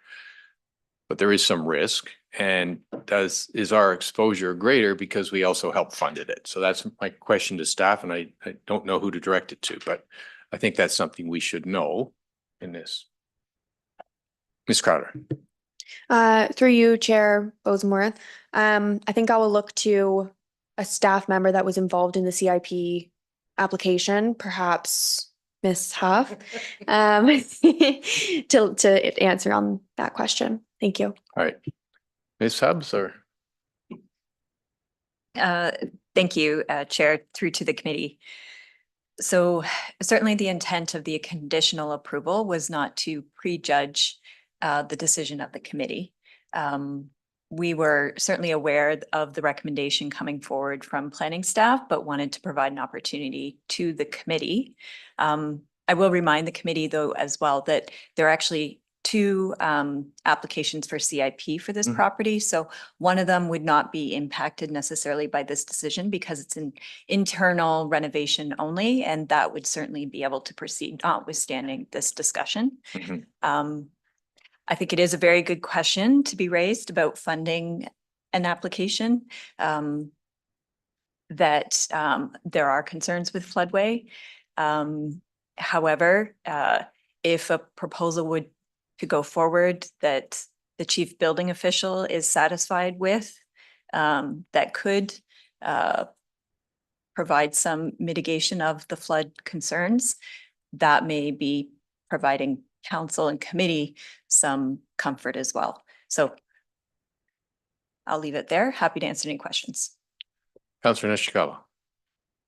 I again will ask for a deferral. I think that there's been some interesting conversations that have gone on of how we can do, and all not public, I'm just saying. So I would like to see something come forward that is actually, other than that, I would have to, and I would hate this because then we're spending more money on a lawyer, but I don't feel comfortable moving forward on funding an item that the province has issues with or the district has issues with. It's not anything about the application. It's just us going against, and then funding has a problem. So I would like to defer it so we could get all those answers. And I respectfully have heard others saying, well, we should just move forward and do whatever, but there's too many outstanding things in my mind to feel comfortable, especially when we know that there will be further properties possibly asking for the same thing in the same area. Thank you. Do we have any other comments? Because I'll do a straw poll about whether we should defer or approve.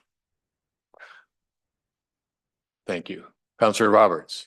I'm sorry to belabor this, Chair, but anytime we're going to make a decision possibly against staff recommendation, we really need to make sure we take the time to really understand what's happening. So that's why I'm going to support a deferral whenever you do a straw poll. All right, so any other comments? All right, so who would like to defer? 1, 2, 3, 4. Sorry, I think. I see 5. Sorry. Yeah, could you put your hands up again, hold them up until we can see them. My old eyes aren't working so well. Deputy Clerk, what's the count? I can see the other side. All right, and those who would like to, I'm going to say approve. So I get 8. That sounds about right. I said, I don't know what you're doing. I guess it doesn't matter because. It doesn't matter. Yeah. So I don't have to say, I'll remain impartial. All right, so I think we're going to defer. And could we have a resolution to that effect, or the one that make that effective? And reminding that we have read this.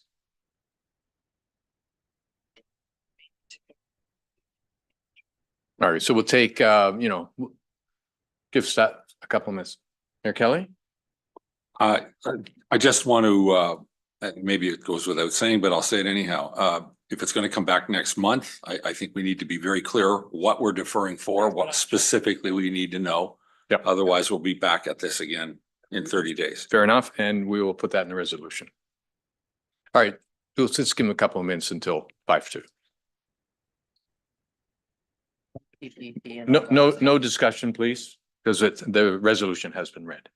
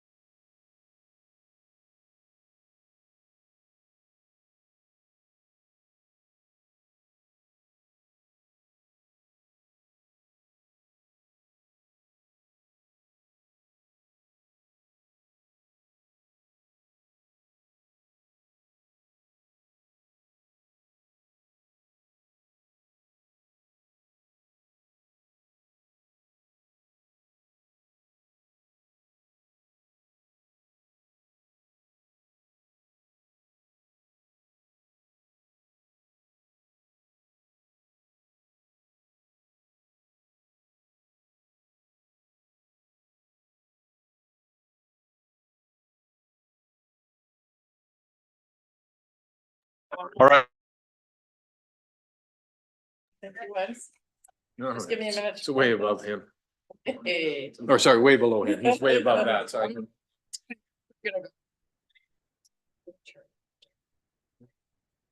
He sent me the picture. Oh, no, there it is. It's just slow. Yeah, Derek got And it then from this is a very old Send it printer over. that we did things. Level of service. Okay, folks, we're back. All right. As proofs positive that this has some complexity, it took us a little longer to write this than promised.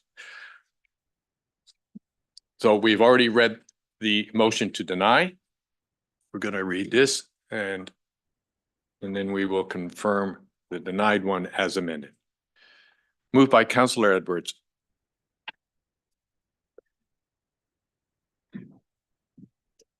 Seconded by Councillor Burry. Be it resolved that the resolution be replaced with Planning Committee recommends Township Council that cash in lieu of parking application CP 02/24 Jack and Stella Limited be deferred in order to investigate concerns raised at the Planning Committee meeting regarding 1, appropriate flood proofing measures, 2, satisfactory confirmation that the addition is minor and does not impact flood flows in consistency with the PPS, and potential liability of an approval and measures to mitigate liability concerns.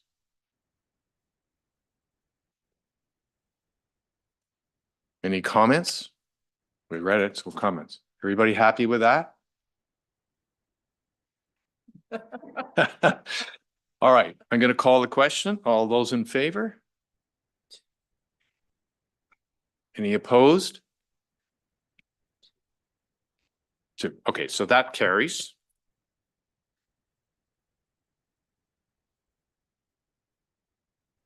So I just verbally asked that Yes.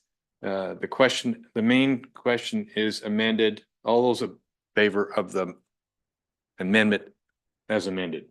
The main motion. The main motion as Amended. amended. All those in favor, thank you. Please hold your hands up till we've got a good count here.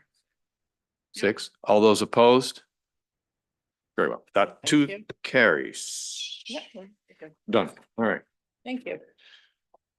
All right. So this next one, we're just going to use a different part of our brain and we're going to learn. And I think Ms. Crowder is going to come up and give us a presentation on site plan control. Site plan control 101. Oh, is not Ms. Crowder? Those are both of you. Terrific.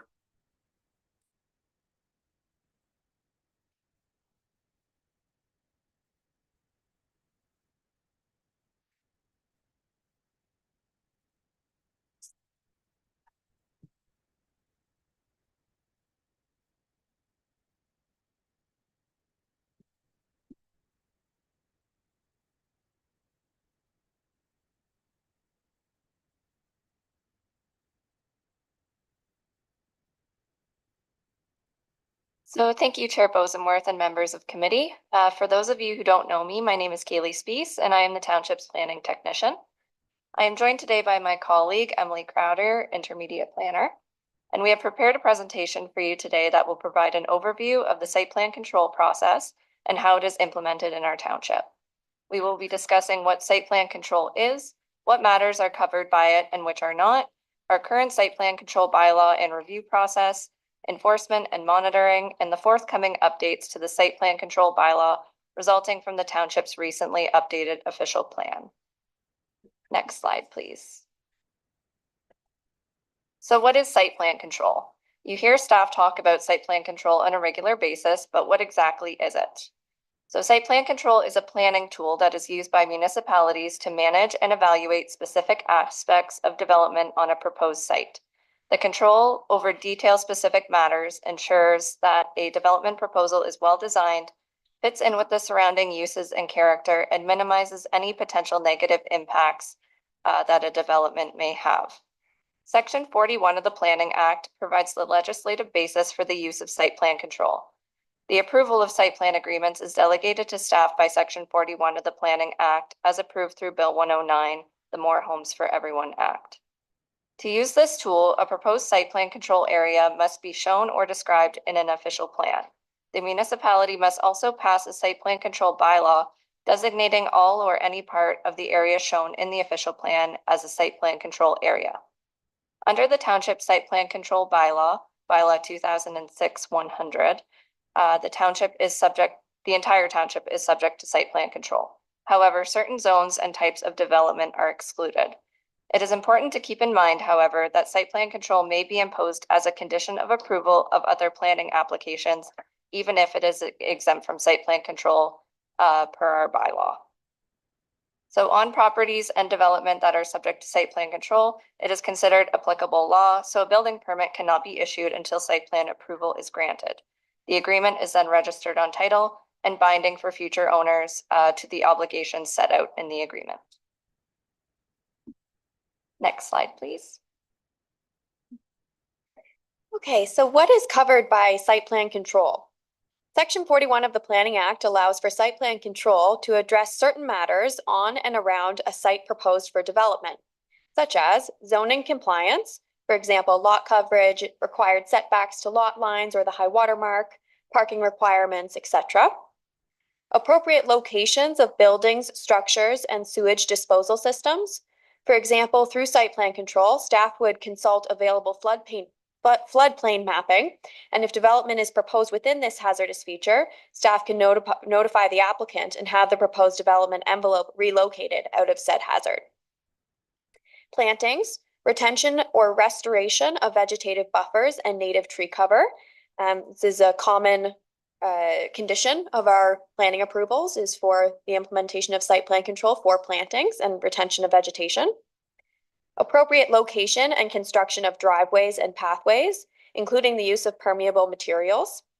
The use of appropriate soils for on-site sewage systems in an effort to reduce phosphorus and nutrient loading into our water bodies. Implementation of stormwater management and construction mitigation techniques.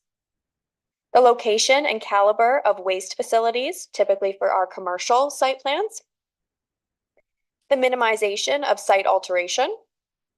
We can also check for compliance with the township's site alteration, tree preservation, and dark sky bylaws, so other bylaws in the township that aren't just the zoning bylaw.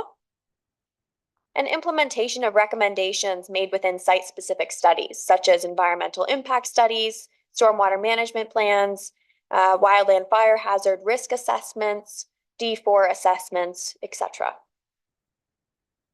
Next slide, please. So now that we've covered what can be addressed through site plan control, let's discuss what can't be addressed. So site plan control cannot be used to regulate the interior design of a building. Exterior design is also not a matter of site plan control.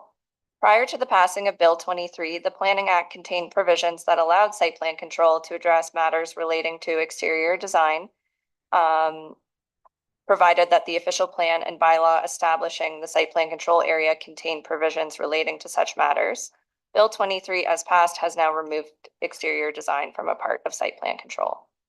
Site plan control also cannot be used to regulate the standards or manner of construction, as the Ontario Building Code establishes the requirements for construction of buildings, including the physical materials that can be used. And lastly, site plan control cannot be used to regulate the use of a building. If on a site plan, a building is labeled as a use that is not permitted within the applicable zone, we would flag this as a non-compliance with the zoning bylaw. However, we do not have the means to regulate the interior use of a building that is labeled as a permitted use. Next slide, please. So the current site plan control bylaw was approved by council in 2006 and is known as bylaw 2006-100, as Kaylee mentioned prior. This bylaw designates all lands within the township as subject to site plan control. However, certain zones and types of development are currently excluded. I'm going to give an overview of our current site plan control bylaw. It is a bit complex, so if I lose you at some point, you know, that's okay. But you're going to try to make this as understandable as I can. So single detached dwellings and farm-related structures in the township and their accessory buildings are exempt from site plan control unless the property meets any of the following criteria. Where the lot is located in certain waterfront residential zones, being WR, WR2, WR4, WR5, WR6, and WR8. WR1 zone properties are currently excluded as these zones are applied to lots that have been deemed as non-constrained. Where the lot is situated in a waterfront zone with an identified natural habitat concern, meaning the zoning includes a -7 suffix. This is typically indicative of lands flagged as having deer wintering habitat. So those lots are subject to site plan control. Where the lot has been rezoned to rural estate residential, RUER, where the lot fronts onto highly sensitive lakes or over threshold lakes as identified in the township official plan, or where tree planting is required as part of other planning processes, for example, minor variance applications, subdivision approvals, etc. These exemptions that I just listed typically exempt most rural, community, and urban residential development in the township from the site plan control process. Further, properties that do not meet these exemptions may still be exempt from site plan control, dependent on the scale of development that's proposed. In commercial and industrial zones, this includes structures that are located more than 100 feet from the high water mark, unless the building has a ground floor area exceeding 2,000 square feet. Structures located more than 100 feet from a year-round publicly maintained road are exempt from site plan control, unless the building has a ground floor area exceeding 2,000 square feet. And lastly, structures with a ground floor area of less than 600 square feet would be exempt from that process, unless it's a sleeping cabin. These exemptions typically permit minor additions to established industrial commercial uses. Oh, sorry, that was industrial commercial, no sleeping cabin. Without having to go through the site plan control process. In residential zones, the exclusions include additions or reconstruction of a dwelling, provided the resultant building does not exceed twice the ground floor area of the existing dwelling. Accessory buildings with a ground floor area of less than 650 square feet, unless the structure is a sleeping cabin, or additions to existing buildings under 650 square feet. And lastly, docks, boathouses, and accessory buildings located more than 200 feet from the high water mark are exempt from site plan control. These exemptions permit minor redevelopment of existing residential buildings without going through the site plan control process, which the property likely would have undergone for the initial development of the property. To summarize, this means that under our current site plan control bylaw, many waterfront properties in the township are not automatically subject to site plan control due to either their zoning or the scope of development proposed. This is why oftentimes site plan control is implemented as a condition of approval of other planning applications to implement certain recommendations such as plantings. Next slide, please. So at the township, we process both commercial and residential site plan agreements. The graphic on the screen demonstrates an overview of our current process. Pre-consultations are no longer mandatory due to Bill 185. However, we strongly encourage them. This is because pre-consulting allows us to review the proposal and the history of the property and flag any issues such as site-specific bylaws, past planning approvals, or any natural constraints that could require additional studies to be submitted as part of a complete application. Then on to application submission. All applications are now submitted through Cloud Permit. The application includes the filling out of an application form, as well as uploading a detailed site plan showing the proposed development on the property, as well as any required studies that were flagged at the pre-consult stage, if a pre-consult was had. We do not review floor plans or elevation drawings as part of this process. Once assigned to a staff member, we then undertake a full zoning review based on the provided site plan. We're also looking to see that there are no landscape features proposed that wouldn't comply with the township site alteration bylaw, such as a patio within 15 feet of the water or over a certain square footage and size. We also review any natural constraints on the property that could require any additional studies, such as stormwater management. or an environmental impact study if that wasn't already flagged. And if a stormwater management brief or plan is required and received as part of the application, we do circulate it to our operational services department for review and comment.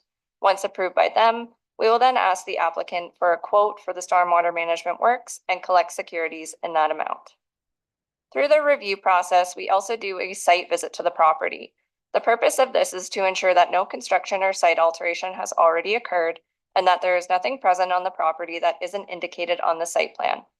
We also undertake a site visit to evaluate the state of the vegetative buffer on the property. If we feel the property requires additional vegetation, we would then ask for a planting plan, a quote, and securities for the cost of the plantings. After we are satisfied with the site plan and any additional documentation, we would then put together the agreement using our standard agreement template, which can be changed to suit the specific property and development. It would then be sent to management for review and then once okayed, sent to the applicants for signature. For a commercial site plan agreement, the application is also circulated to all internal departments as well as the District of Muskoka for comments. Once the signed agreement is received back, we then send it to the mayor and the clerk for signature and it is registered on title. If no decision is made within 60 days of us receiving a complete application, meaning that all of the required documents have been submitted, the applicant can appeal to the Ontario Land Tribunal.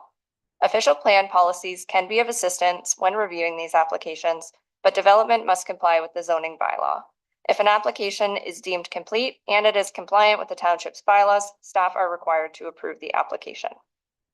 So some standard provisions in our site plan agreements include that the owner covenants and agrees to develop the lands in accordance with the approved plans referred to in Schedule B, and that no work will be performed on the lands except in conformity with all of the provisions in this agreement. Another standard provision is that the owner further agrees to preserve and maintain all natural vegetation, healthy trees, and any natural watercourses on the land which are located beyond building sites as shown on the approved plans, in order to provide a visual screen and environmental buffer.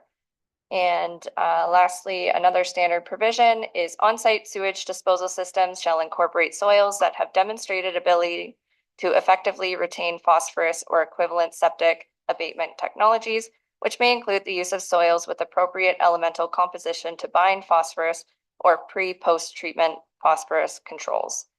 So our site plan agreement templates are pretty fulsome and we're always happy to circulate those to committee should they wish to see one.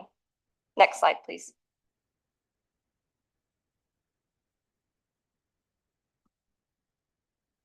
Okay, so on the screen, you'll see a site plan that was submitted for a residential site plan agreement for development on a waterfront residential property. When reviewing a site plan, staff are looking to see everything clearly labeled with the sizes and setbacks so that we can confirm zoning compliance.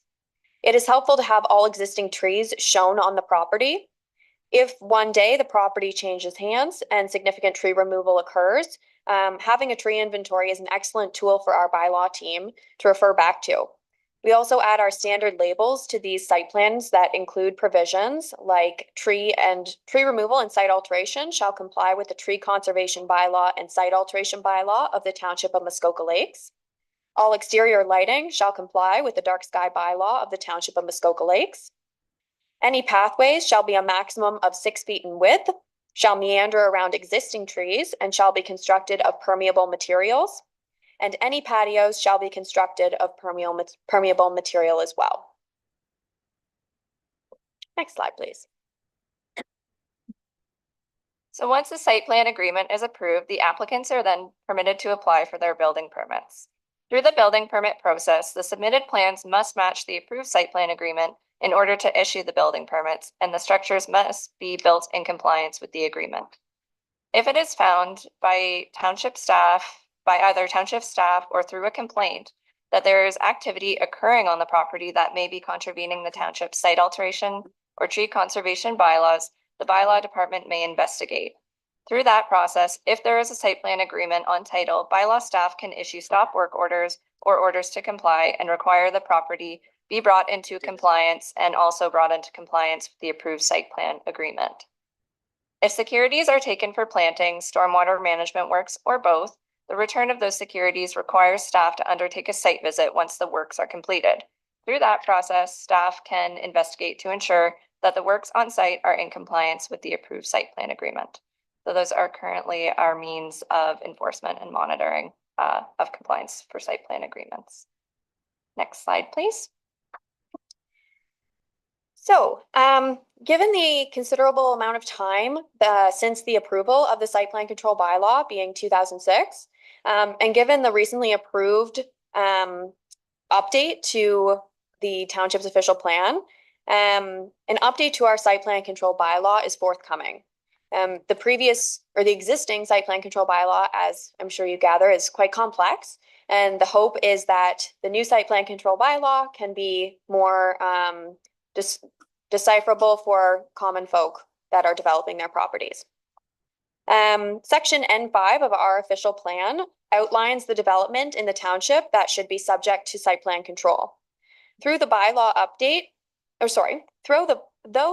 update process has not occurred as of yet, the official plan details matters that are to be addressed, including within the waterfront area and in shoreline areas within the urban centers and community areas, site plan approval shall be required for new dwellings, additions to existing dwellings and buildings that exceed a minimum size as set out in the township site plan control bylaw, the relocation of an existing dwelling to another location on the lot, new sleeping cabins, new boathouses and expansions to existing boathouses that exceed a minimum size as set out in the township site plan control bylaw, the addition of habitable floor area in the second story of a boathouse, and new accessory buildings that exceed a minimum size as set out in the township's site plan control bylaw. Outside of the waterfront area, site plan approval shall be required for new commercial and industrial buildings that meet certain size thresholds, additions to existing commercial and industrial buildings if the expansion proposes to increase the floor area by more than 25%, townhouse and apartment developments, and new and expanding commercial resorts. The site plan control bylaw will need to be updated to reflect these new official plan policies, meaning that more development will be subject to site plan control in the near future. As we work on updating the bylaw, we will also be working on creating a guide for applicants to help them along in the process. These materials will include information on what is and what isn't subject to site plan control, our application process, the costs involved, and what to expect at each stage.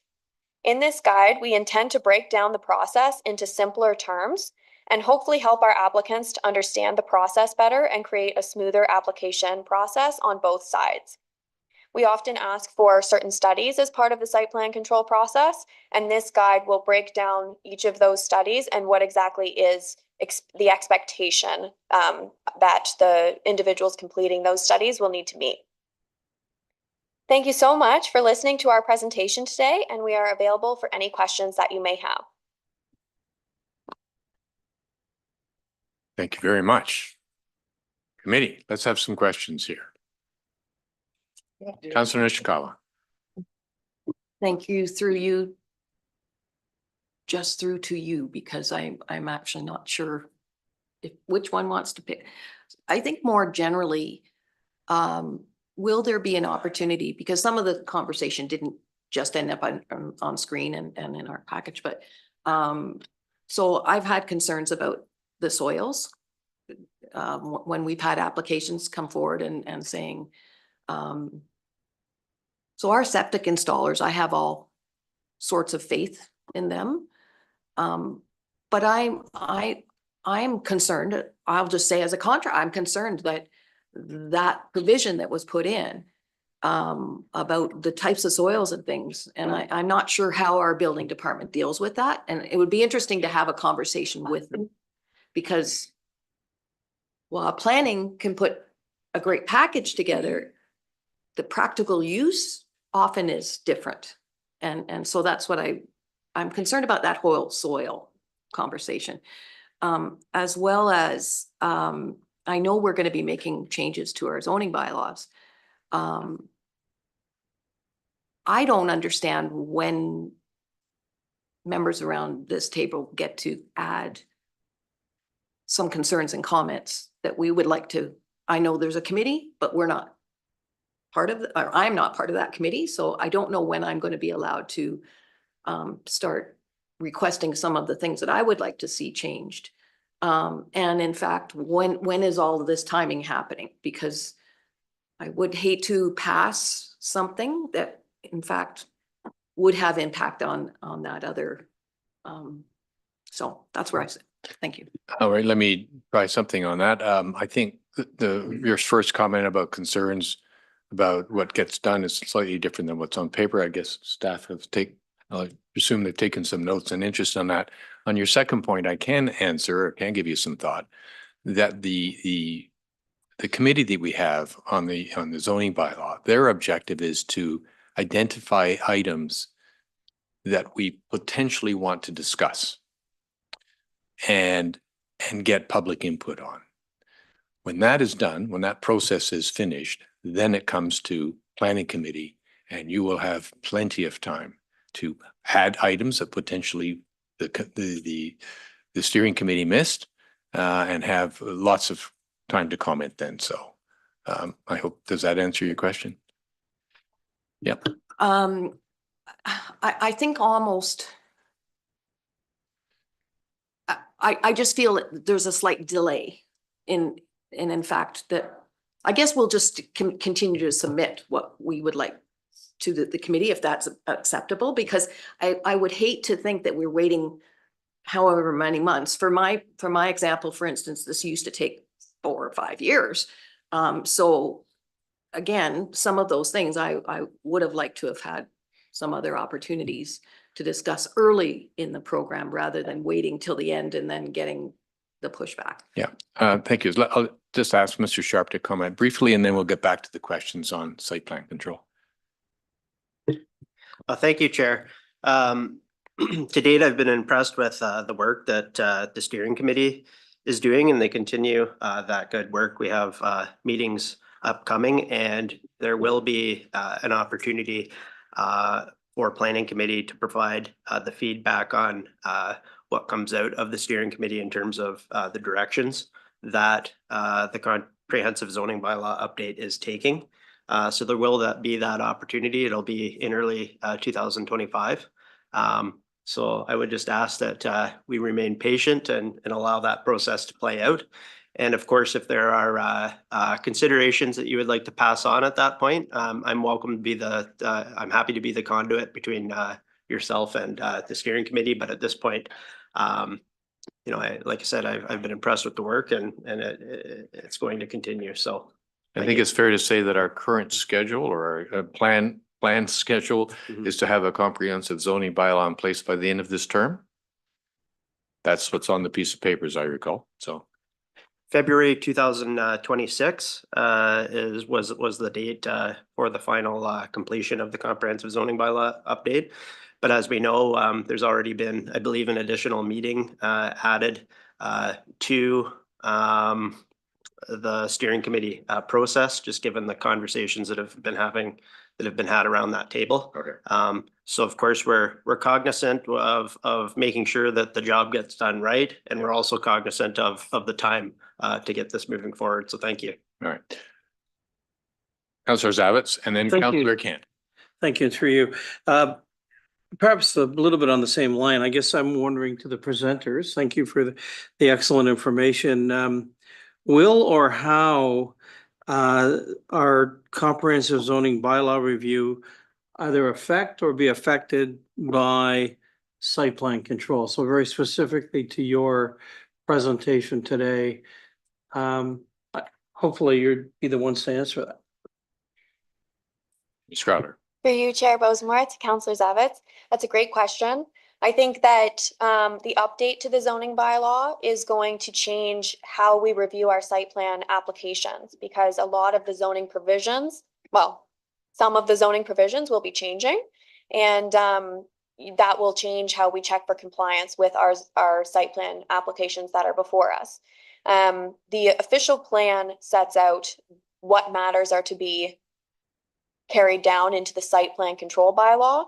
So that's the document that is sort of the direction piece, and then the site plan control bylaw will come forth before committee and council to discuss those matters and and the details of each of those matters. I think that the plan is, well, I don't know if we have exact direction on whether those are going to happen concurrently or if we're going to see one happen before the other. I'd look to Ms. Huff if she has any direction on that. Ms. Huff. Thank you, Chair, and Ms. Crowder. So what I think might be helpful is that the site plan bylaw, as it's updated, will say that when we do our review of site plans, we have to check for conformity to whatever zoning bylaw is in place at the time. And so whether or not it precedes the zoning bylaw housekeeping amendment or comes after, notwithstanding, we'll still undertake a review of the submissions relative to the zoning that's in place and in effect at the time of the application. I will note, though, that there are some policies in the official plan that was updated that are subject to review. And so it's really, I think, the update to the site plan control bylaws on contingent and related to those appeals being addressed before we can proceed with a full update to the site plan control bylaw. Okay. Thank you. Councillor Kent. Thank you for being patient. Yeah, no, thank you. And I'm just following up on the question from Councillor Nishikawa and Councillor Zavitz. Just for clarity, and Mr. Sharp mentioned this, I assume you're going to come to planning committee before it goes to the public for our input into what needs to be considered. I wasn't sure from the timeline that that was the case. I don't want to be at the end of the road. I want to be able to provide input into the committee before you go to the public. So just if you could clarify that, Mr. Sharp, I think. Mr. Sharp? Through you, Chair, yes, certainly. The idea wouldn't be to take anything to the public until we've had opportunity for planning committee to provide their feedback. Thank you. And Mr. Sharp, you can, any councillor can send you information at any time about things that they would like to see addressed. Is that correct? Is that fair to say? Through you, Chair. Yes, certainly. I'm happy to take information from individual councillors on what they'd like to see. Thank you. Okay. Mayor Kelly. Thank you. And through you, I'm going to try and steer back to site plan. Ms. Fees and Ms. Crowder did a great job. I thought that was terrific. Humble recommendation that you run that pitch by at the first planning committee meeting of every new term of council, because it's great information. Yeah. And it can't come soon enough in anybody's tenure. I want to just go back to one quick thing. I think Ms. Fees, when you were talking, you mentioned about there's no ability to control interior or exterior design, or I think there was once upon a time and there no longer is. I'm curious to know, is there another tool that is available or could be made available? Can we create our own tool to, if we chose to try to regulate things like style, design, color? I'm not proposing that we do that. I'm just curious to know if we have any ability to do that. Who would like to answer that? Through you, Chair Bosomworth, to Mayor Kelly. The province has provided information on what can't be addressed through site plan control, and they've specified, building materials, interior use of the building, and exterior. That being said, I think the official plan can include verbiage about keeping in with a certain character. So, we speak to the waterfront character, we speak to the character of the urban center, things like that. If there's a tool to get more specific than that, I would defer to Ms. Huff. I don't think so, but. Ms. Huff. Thank you, Chair, to the committee. So one measure I've seen successfully in some other communities is where you have a CIP program that incentivizes facade improvements. In some cases, they would twin that with the development of an urban design guideline. And then contingent on being successful for funding, you would show compliance with the urban design guidelines. And so it's not something that you can require of people, but if they want the township's money, then it would be incumbent on them to follow the design guidelines. And that could be developed individually for each of the communities if you wanted, or something that is broadly applied to the municipality. Councillor Nishikawa. Sort of, it's interesting through you two following along a little bit with that, because over the years, we have talked about creating zones and what does Port Carling look like? What does Bala look like as far as, but we never got there. And I think we could, and again, and it's interesting because we keep making little changes. So even, for instance, the retail area or the downtown core or whatever you want to call it of each center was always identified by certain things. We're now stretching those out for community improvement funding and that type of thing. But I've never quite understood how that could be if we just keep adding more businesses and things. So as I said, I would like to see that in the future of us actually being able to, since things are getting slower, to actually figure that out and something in the future that we could say, okay, this is what we want this place to look like. And even so we don't have a town that's just container homes, for instance. Thanks for those comments. Seeing no more questions, I'd like to thank you both. This has been very informative. If nothing, we've learned that there's a fair amount of complexity in here and exceptions, but it is as we all know, it's an incredibly important tool for this township. So thank you very much.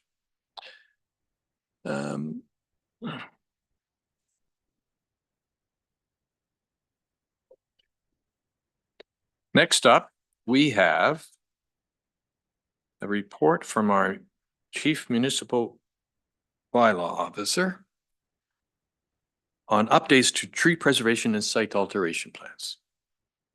Welcome, Mr. Kennedy. Still morning. Good morning, committee. This report is just to outline possible amendments to both the site alteration and the tree conservation bylaws within the township. Over the last couple of years, enforcement staff have been quite successful in prosecuting and enforcing these bylaws. However, there have been some nuances that we have come across that require some minor technical changes, such as stuff regarding the orders. We've had a situation where a previous owner has done work and now a new owner has taken ownership. And the way our bylaws worded, we are unable to actually issue any remedial orders because of the new owner. Additionally, we are trying to get away from doing appeals through council. So one recommendation in this report is to create an appointment bylaw to appoint a different committee for for site alteration or tree conservation appeals. I will say that we will have another appeal come to council in December, as we received an appeal request last week, I believe, in regards to site alteration. Aside from that, the only other thing that would need to be updated is there is a clarification that needs to be done in regards to the collection of costs related to professional reports and peer reviews through the site alteration and tree conservation bylaws. So again, these changes would be more technical in nature. We wouldn't be adding any new prohibitions while there is need for some. This would be, again, just a technical change and would be presented in December. If there's any questions, I'm available. Committee. Any questions? All right. Mr. Kennedy, please don't leave the podium. Mayor Kelly, I think you have a few words to say. I have a few words I would like to say if I could. While you're here, Mr. Kennedy, Mr. Rob Kennedy, I guess this is your last official meeting with us. And I would like to absolutely thank you for your service and your dedication and your passion for your job. You have made great strides around here. I think I'll speak, well, I'll say for me, I'm truly going to miss having you around. You're actually kind of a lot of fun to have around too. So that's going to be missed.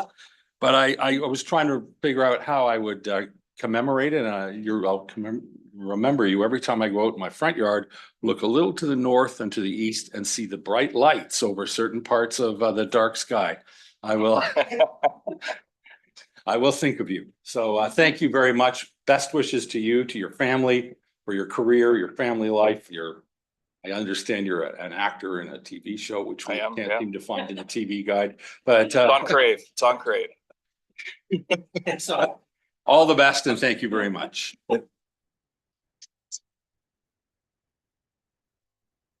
I would like to add a few words. I believe there's a lot of things that you've worked on, and I think I can be corrected, but I believe the list includes the dark sky bylaw, right? Short-term rental, fire bylaw. No, there were some updates. Yeah. Tree conservation. Yeah. And did you work on site plan alteration as well? Site alteration. Site alteration bylaws. So these are big things. And fireworks, 6 fireworks. I mean, this is guys. Yeah, and this is a long list of accomplishments. I was trying to think of words to define, Rob, and I would say steadfast, tenacious, calm, determined, and most importantly, successful. So thank you. Funny. Yeah, he's funny. Funny. Humor takes us a long, long way. Excuse me. Thank you for the kind words. It's been a pleasure to work for the township of Muskoka Lakes. It's not that I wanted to leave this municipality. I love working here. This group is amazing. You are one of the most supportive councils I think I've ever seen. And not to take away from the previous term that we had, those members were also very, very supportive of staff. So you will be sorely missed. But at the end of the day, it was certainly a family decision to move closer to home. Again, there's nothing bad I could say about this township. It is a great place to work, awesome staff, awesome council, and great residents to work with. So thank you very much. Here. Councillor Adams. Thank you. I just wondered, congratulations for you're moving on to, bigger and better. That's wonderful. I just wonder, what does this mean for all the people that got parking tickets at the Cranberry Festival? Is that something you can handle before? Well, I think through the chair, I think the notices for unpaid ones that just was sent out, I think yesterday. So it was okay. It wasn't too bad. But unfortunately, I can't really do anything about that.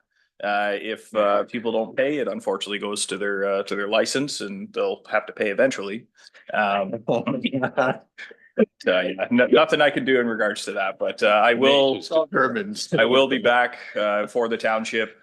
We do have quite a lot of trial matters that are still in court that will require my attendance. So I'll be back as early as December 11th, representing the township on a matter. So, committee, after that levity, we need. I neglected to get a resolution approved from the changes that Mr. Kennedy had for us. So let me do that now. Be it moved by Councillor Kent, seconded by Councillor Roberts. Be it resolved that an appointment bylaw and let me try that again. Be it resolved that an appointment bylaw and mandate for the creation of an appeal committee. Was this the right one?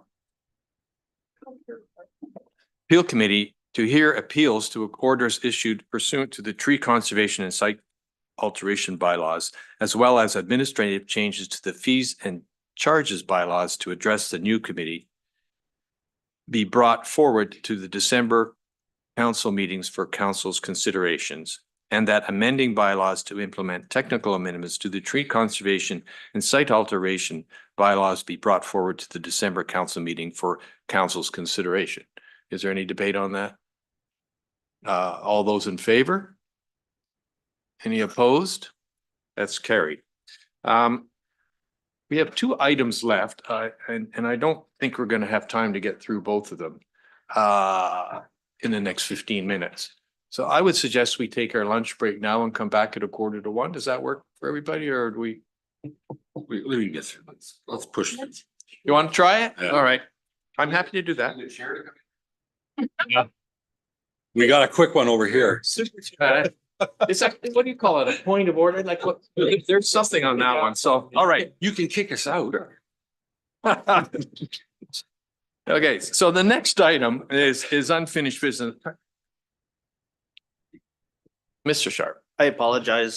Could we at least have maybe a 5-minute, just a brief 5-minute break if we're going to?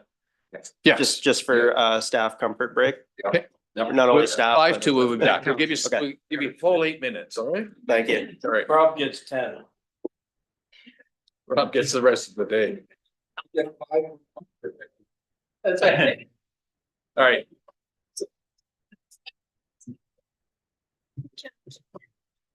All right.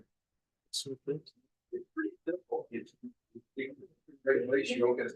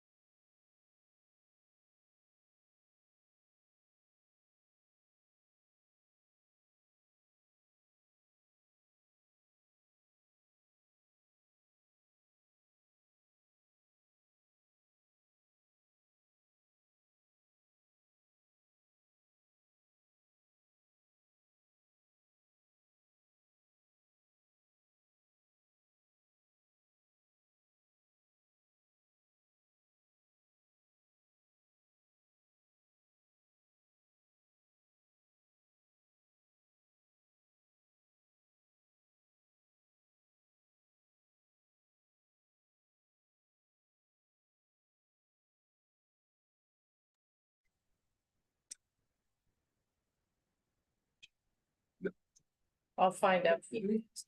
We maybe have to do watching. Yes. You gotta make sure, is it Zoe doing this stuff? Look it up. Speeding stuff all day. Yeah, it is. So it says. The checks or no? No. Okay, we're back. Are we live? Okay, folks, we're live. The next case we're looking at is ZBA 30/24 2633151 Ontario Inc. And this is Miss Crowder.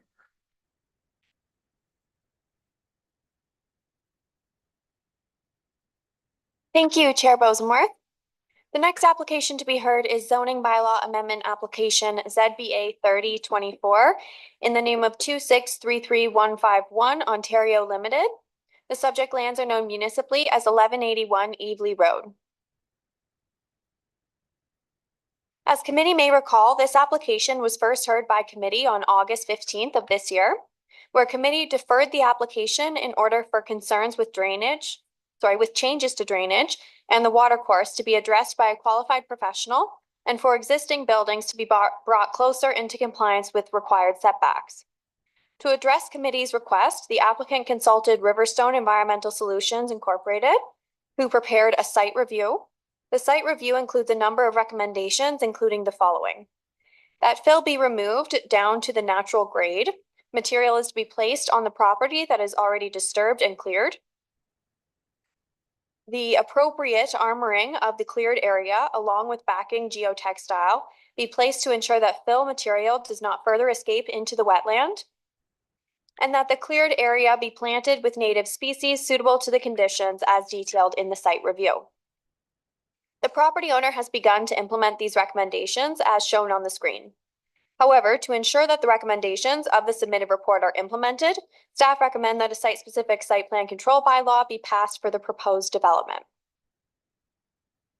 To address the second reason for committee's deferral, being to bring the existing buildings into closer conformity with the zoning bylaw, the applicant has revised the proposal to bring the existing buildings within 50 feet of the side lot lines to a minimum of 50 feet, where 100 feet is required. This revision is shown in the revised site plan on the screen.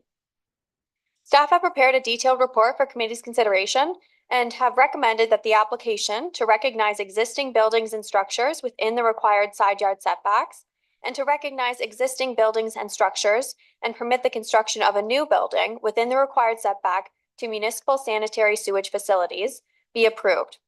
I would note that what is missing from the recommendation in the staff report, though explained in the analysis of the report, is for a formal revision to be made to the bylaw to reflect the revised setbacks to the interior side lot lines, as shown on the revised site plan. So staff have prepared in advance a revised resolution, which would speak to this and essentially include a revision to the bylaw to implement the revised site plan. So that is available today should committee follow staff's recommendation to do so.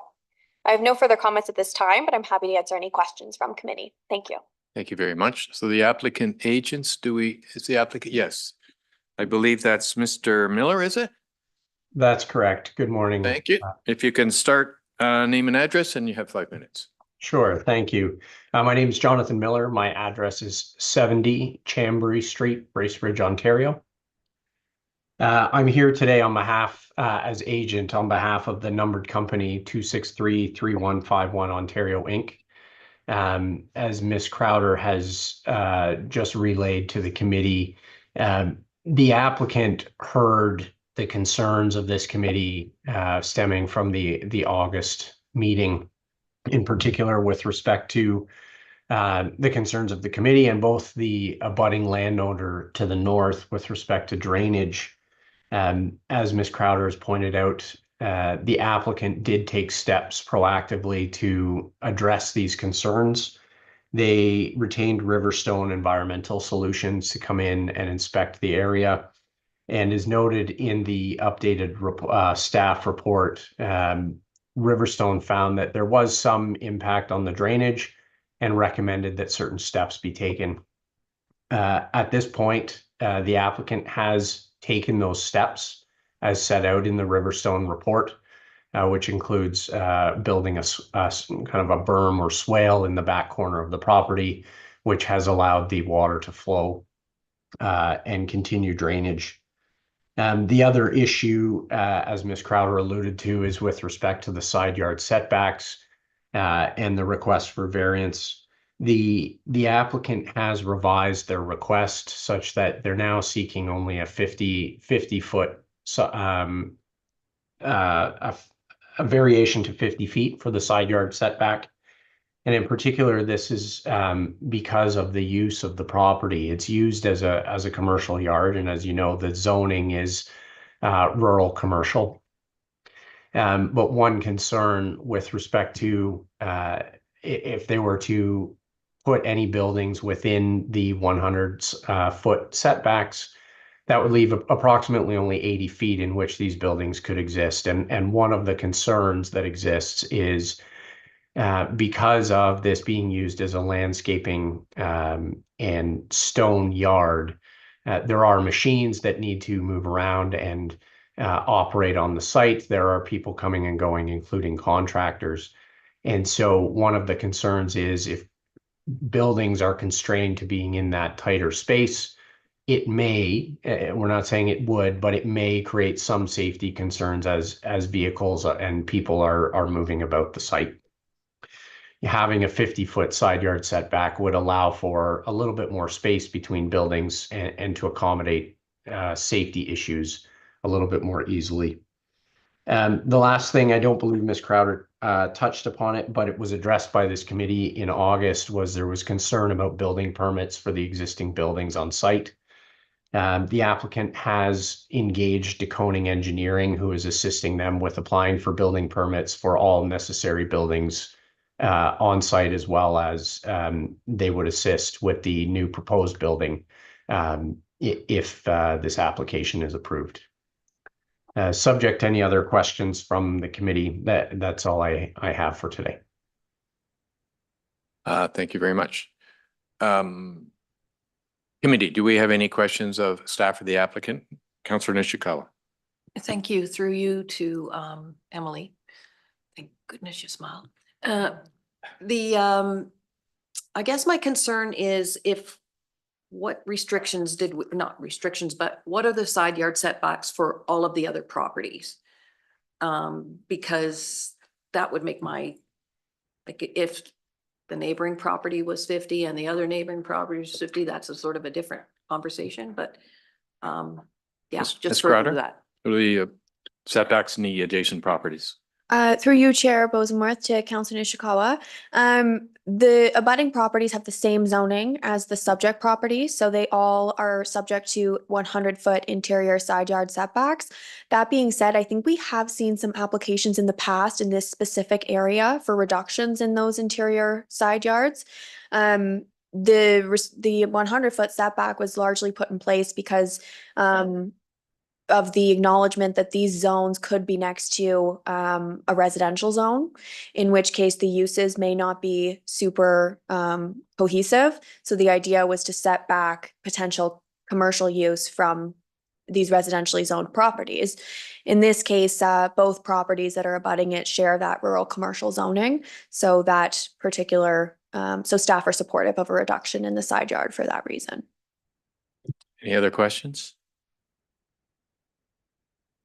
Okay, so I have the resolution here, but I want to be sure that it includes the last point that Ms. Crowder made about setbacks, and I'm not sure that it does. You said you had a revised one? Through you, Chair Bosomworth. We have prepared a revised resolution today, should committee wish to use it. It should be with the clerk. Committee, I didn't see any questions about the setbacks, so I presume the committee would like the 50-foot setbacks to be part of the resolution. Is that fair to say? Apologize. It's Okay. there. So read that first and then. Why don't I just read this? Because that's what was published in the Okay, agenda. so this one was published. We'll have to go through a change process as we have. All right, so moved by Councillor Kent, seconded by Councillor Zavitz. Be it resolved that Planning Committee recommended Township Council the zoning bylaw amendment application ZBA 30/24 for 2633-151 Ontario Inc. be approved provided the recommendations of the site review preparation by Riverstone Environmental Solutions, Inc., dated September 13th, 2024, are implemented through the site plan control process. So that is that. Here is the revised one. It's essentially the same with another clause added, but I will read the whole thing. Moved by Councillor Roberts, seconded by Councillor Zavitz, be it resolved that the resolution be replaced with Planning Committee recommended Township Council the zoning bylaw amendment application ZBA 30/24 for 26-33151 Ontario Inc. be approved, provided the recommendation of the site review prepared by Riverstone Environmental Solutions, Inc., dated September 13th, 2024, are implemented through the site plan control process, and further that a revision to the bylaw be made to permit the existing buildings within 100 feet of the interior side lot to be relocated to a minimum setback of 50 feet from the interior side lot lines, as shown in the extent and location on Schedule 2 to the bylaw, and further that any necessary revisions to Schedule 2 be completed. So any concerns or question about that?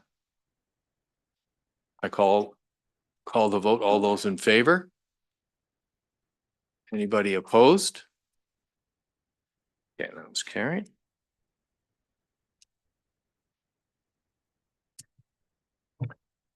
So now I'm going to call a motion on the main motion as amended. All in favor of the main motion as amended? All those opposed? Okay, thanks. That's fine. All right, our next item is B30/31 124 ML ZBA and ZBA 37/24, which is Gammon and 1048 Brown Road, and I believe it's Miss Beamish. Yes.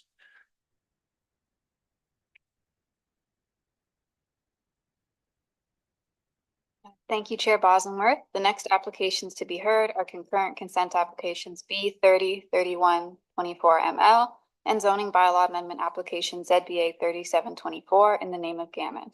The subject lands are known municipally as 1048 Brown Road. Next slide, please. I would direct committee's attention to the submitted consent and zoning sketch on page 187 of the agenda package. The purpose and effect of these applications are to create one new rural lot, 5 acres in size with 692 feet of frontage on Brown Road, and to permit a lot addition benefiting the southerly abutting property, and to provide exemptions to permit the reduced lot frontages and redefine the front lot line of the retained lot. As committee may recall, a background report on the application was originally brought forward to Planning Committee on October 17th, 2024. Planning Committee decided to defer the application until such a time as amended comments were received from the District of Muskoka. Updated comments were received on October 24th, 2024, recommending that consent application B3024 ML be denied and stating no objection to zoning bylaw amendment application ZBA 3724 and consent application B3124 ML, subject to the inclusion of the recommended conditions. Next slide, please. Staff have prepared a detailed report for committee's consideration and have recommended that consent application B3024 ML in the name of Gammon be denied, and that consent application B3124 ML be approved, subject to the standard conditions of consent and conditions that the applicant close and remove the existing entrance located on Muskoka Road 118 West, that an entrance permit for 1048 Brown Road be finalized, that the location of the steel frame tarp shelters not indicated on the submitted consent sketch be confirmed, and if necessary, the structures be brought into compliance with applicable zoning requirements or removed, and that a zoning amendment be approved to address frontage requirements relating to the retained lot. Staff have further recommended that exemptions A, B, and C in zoning bylaw amendment application ZBA 3724 relating to consent application B3024 be denied, and further that exemptions D, E, and F in zoning bylaw amendment application ZBA 3724 relating to consent application B3124 be approved. Staff have no further comments at this time and are happy to answer any questions from the committee. Thank you very much. Ms. Ledger.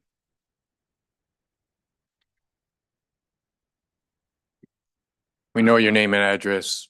You have 5 minutes. Oh, no, it. We know it. So here we are back again. We've received comment from the. Oh, Mike, please. Oh. Sorry. We've received the comments from the district regarding the application. There's nothing new there. I think we were just really. It's interesting to note that they want the entrance on the publicly maintained road removed and that an entrance be made on the non-maintained road removed. So I struggle with this when we're trying to create some new housing in a new lot, and it's being demanded of the existing lot, and the opposite is being asked for a new lot. Anyway, I hope the comments sort of address the concerns of committee. I think also I just wanted to note a couple of things. One thought of that I've entertained is just switching retained and severed lots, so that the retained lot is actually the lot, the 5-acre lot on Brown Road, and the severed lot is the one on the highway, because the official plan says new lots must have year-round municipal road frontage. So a quick technical switch might do the trick, although Mr. Sharp has told me he doesn't really like that because it's not typical, but I think we've seen it in waterfront severances, especially when they're changing lot lines and structures go with those lot lines, that it can happen. So that I thought might be a good option here. And one of the last things I just wanted to comment on were the recommendations from Public Works.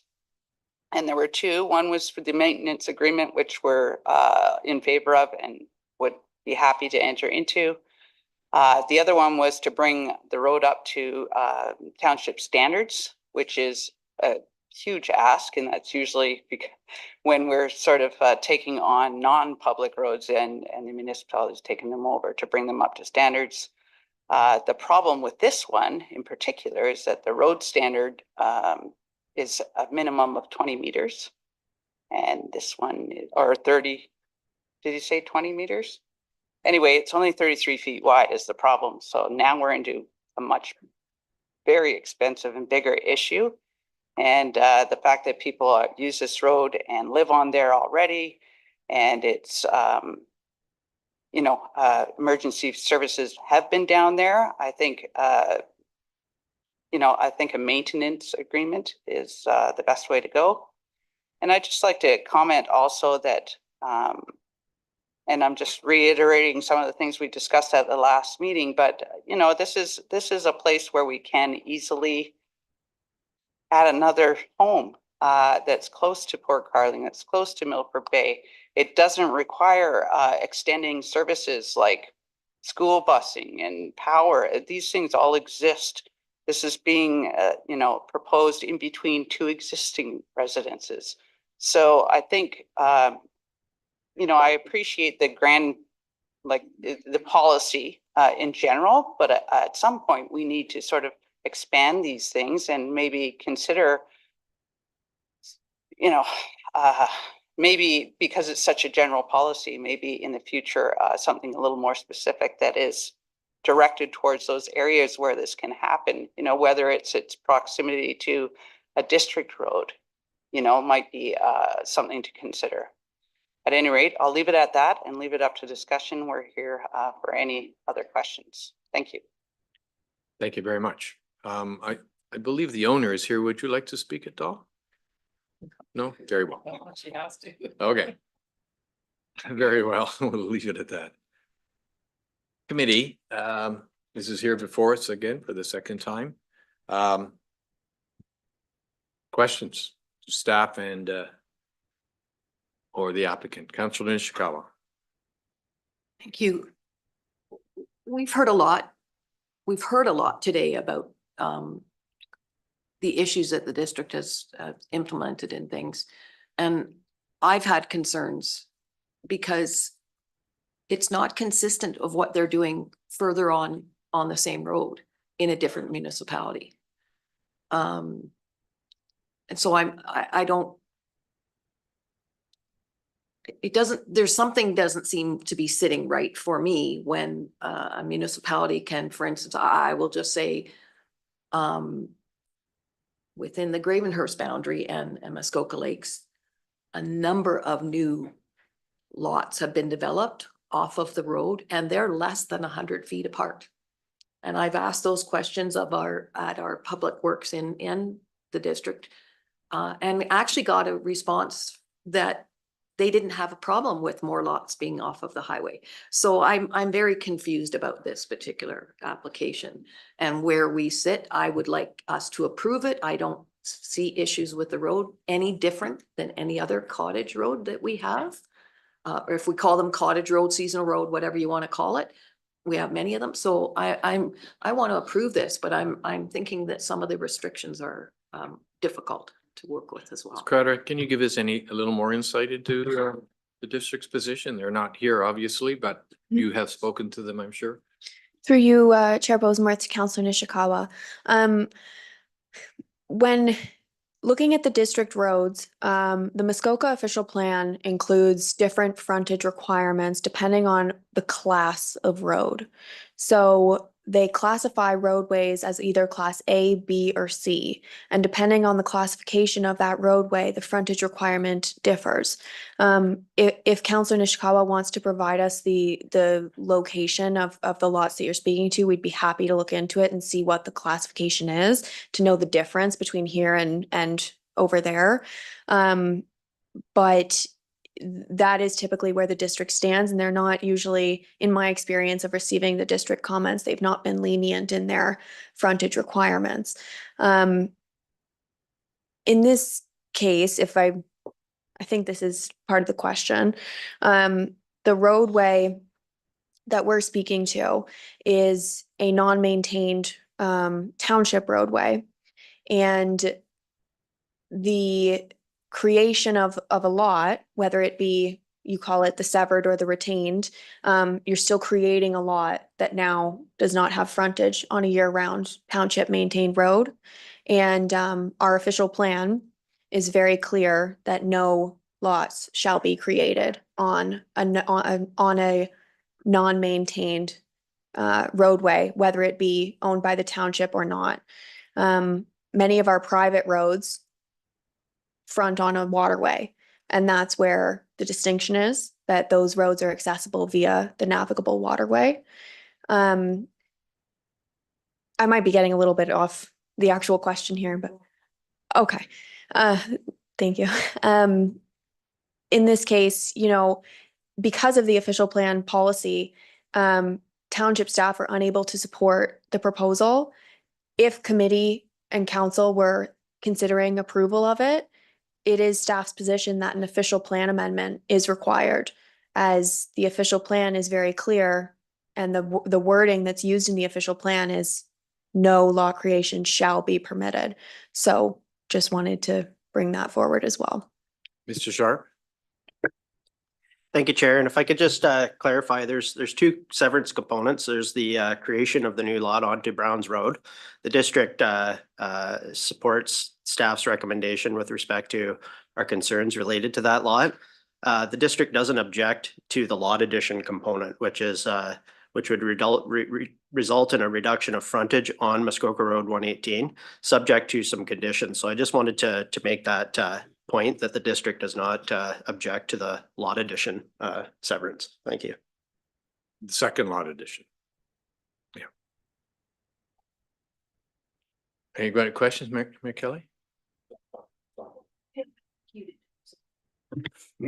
I'm curious to know, because I didn't 100% understand it, but Ms. Ledger raised this possibility of swapping new lot created versus the retained versus the severed lot. Does that give us an advantage or an opportunity to make anything better, different, faster? And then I have another comment. Mr. Sharp?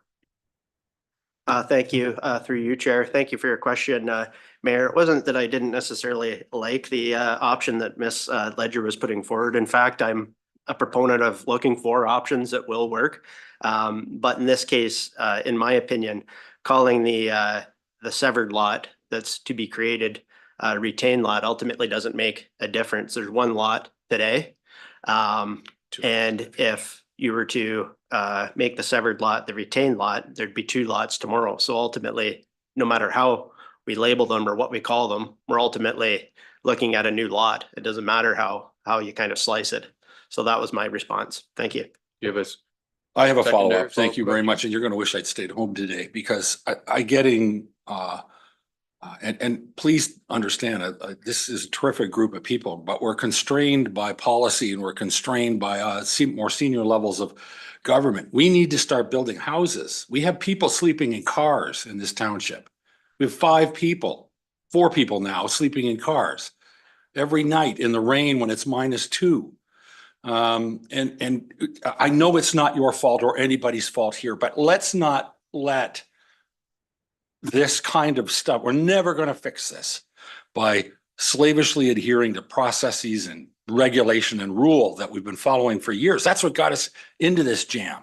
So I need to know somehow that we got to find a way to get stuff like this one to an untrained planning expert.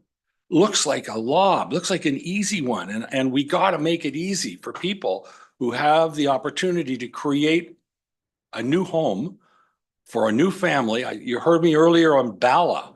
This is part of community building. This is part of community development. It's part of growing a population, of attracting new people who can come here and settle and spend money here and get jobs here and create jobs here. And I can tell things are reaching peak panic when you're getting lobs like some of the mayors in this district got last week from our own MP, a good friend of ours, on social media. If you haven't seen it, it's fun. I spent 45 minutes with him on the phone this morning.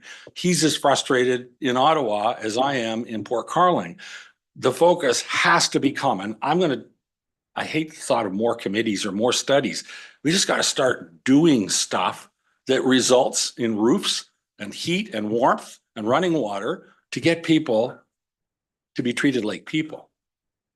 I can tell you, if I tried to keep my dog, I have a dog, if I tried to keep my cat in my car overnight in the parking lot of the arena, Rob Kennedy or somebody would have hauled me out of here. You just wouldn't get away with it. But it's okay to have a person doing that because there's no alternatives for them. We've got to create alternatives. We've got to get a passion for this. And I can tell you, I know a lot of people are trying their hardest, but we got to start pushing back. Let's approve stuff that everybody doesn't want approved. And I'll take a kick for it. I don't care. I defy somebody to come in here and tell us we broke a rule because we allowed a egress off of Highway 118 or whatever the biggest concern is. And that yielded a 3-bedroom house with some people living in it. That is our number one priority as a nation, as a province, as a township. And we aren't going to lawyer our way through this. And with all due respect, we sound like lawyers sitting here talking about stuff. We shouldn't be. We got to start thinking. Well, I tried desperately not to sound like a lawyer, but I'm yelling because of frustration. You know how I feel about this crew of people. They're a wonderful group of people to work with. We have to pushing back on people who make it difficult for us to get done what's really important. And that's really what I have to say. Before we move on, let me read the resolution because that was not a question. No, it wasn't. It was it's just formality, right? Moved by Councillor Edwards, seconded by Councillor Zavitz. Be it resolved, the Planning Committee recommend to Township Council that consent application B30/24 ML Gammon be denied. Okay, so that's been read. We can have full discussion. Councillor Burry. So I don't want to sound like I'm going to gang tackle on with the mayor, but since I got involved in this process, I was told that, planning, doing one thing doesn't set a precedent.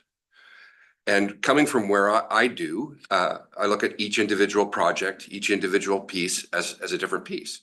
So for us to say yes to this, which I would agree, this is a lob. right? It's close. There is no reason to say no unless there's box tickers somewhere in other levels of municipalities saying, oh, you can't do that because you're not ticking the box. Well, if planning isn't a precedent, if doing something like this doesn't set a planning precedent, which is what I hear every time I'm at this table, then I don't know why we can't say, you know what, for this one, it works. And it may not work on Leonard Lake. It may not work in other places in the township. For this one, it works. And we're going to say yes. Councillor Zavis, and then Councillor Nishikawa. Thank you, through you. I think David Pink is, our CAO is in a unique position with his background in planning and to where he is today as our CAO. I would love to hear, given the hubris from one perspective, I'd love to hear the rationale from our CAO on his perspectives on that. Thank you. CAO Pink, can you? Sorry. Thank you, through the chair. I don't know if we need to belabor the point. I don't think a lot of this discussion was had last month. Should committee wish to approve this lot and they think it has merit and represents, the appropriate decision, then by all means, you have the prerogative to approve this lot. But I think we need to make abundantly clear that it's not that staff is not supportive of addressing the housing crisis or doesn't recognize those issues and would like to make certain decisions, but they're bound as planners to make recommendations in line with policy. And I think this is similar to the earlier discussion we had today. Through the official plan process, council will recall that the community and council was quite desirous of having policies that were very, I'll say, rigid. There was desire not to have any flexibility or discretion in those policies. There was a push from the community that it be black and white, policies clear. And that's what you're seeing in these recommendations. I think you'll likely heard staff somewhat push back in the consultant that sometimes there's merit in having some flexibility in policy so you can massage and work with certain proposals that make some sense for the community. But our hands, planning staff's hands are largely tied when the official plan is as black and white as it is in this case. But again, I think we went over this discussion last month. I would suggest it seems like there's a lot of support for this proposal. Staff has proposed, I think we recognize that, and there's some alternatives in the report that we would suggest you include as conditions should you wish to approve the lot. Councillor Zavis. Thank you. To that, was mentioned about an official plan amendment. I mean, would it need to go that far? I mean, that's heavy duty, right? Yeah, I was going to get into that and just say, I was wondering if staff could outline I think there was two alternatives of how we might make this happen and have, as Councillor Burry says, the legal box is checked. And Ms. Crowder, do you want to handle that? So Sure. the first one being an official plan amendment, what's the implications of that? Through you, Chair Bosomworth. Yes, so staff have included in the staff report some alternatives should committee and council feel that they wish to move forward in creating this lot. The first being our standard conditions of consent, accompanied with an official plan amendment, which would need to be approved to permit the creation of a lot not fronting onto and gaining access from a publicly owned and year-round maintained road, and which addresses any related official plan conformity concerns. Because the policy is worded such in the official plan so strongly, an official plan amendment in the eyes of planning is required to exempt this lot creation from that policy. Additionally, that a consent agreement be entered into and registered on title that details maintenance requirements of the unopened road allowance, and that a zoning bylaw amendment be approved that allows for construction on a lot that does not front on a year-round publicly maintained roadway or navigable waterway. Alternatively, committee could impose a condition that Brown Road and the associated road allowance be brought up to municipal standards at the expense of the owner and assumed by the township. If this were to be done, this becomes a public year-round maintained road, and therefore the lot would be in conformity with the official plan and would not require that relief from the zoning bylaw. So those are the recommendations that staff would put forward. And I can answer any questions you might have about those.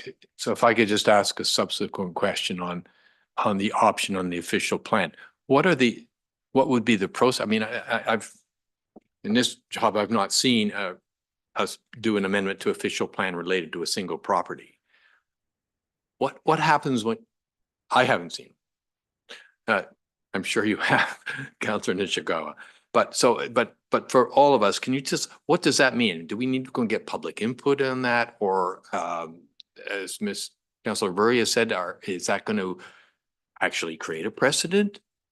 Because it's not unique? What are the implications of that? Through you, Chair Bosomworth, the formal process would be that they would submit an official plan application, likely in conjunction with the zoning bylaw amendment, which would be brought forward to Planning Committee as is normal process. Then would be brought forward to our council as is the standard. But then there's another level to it, being that the district is the approval authority of official plan amendments to our official plan. So the district would need to approve that application as well. You did ask about the precedence component, and I heard some comments earlier, and in our report we did state that this would be precedent setting. So I do just want to clarify that this would be a case where we're creating a lot on a non-maintained roadway, which we have not done before. So that would be something that would be setting a precedent.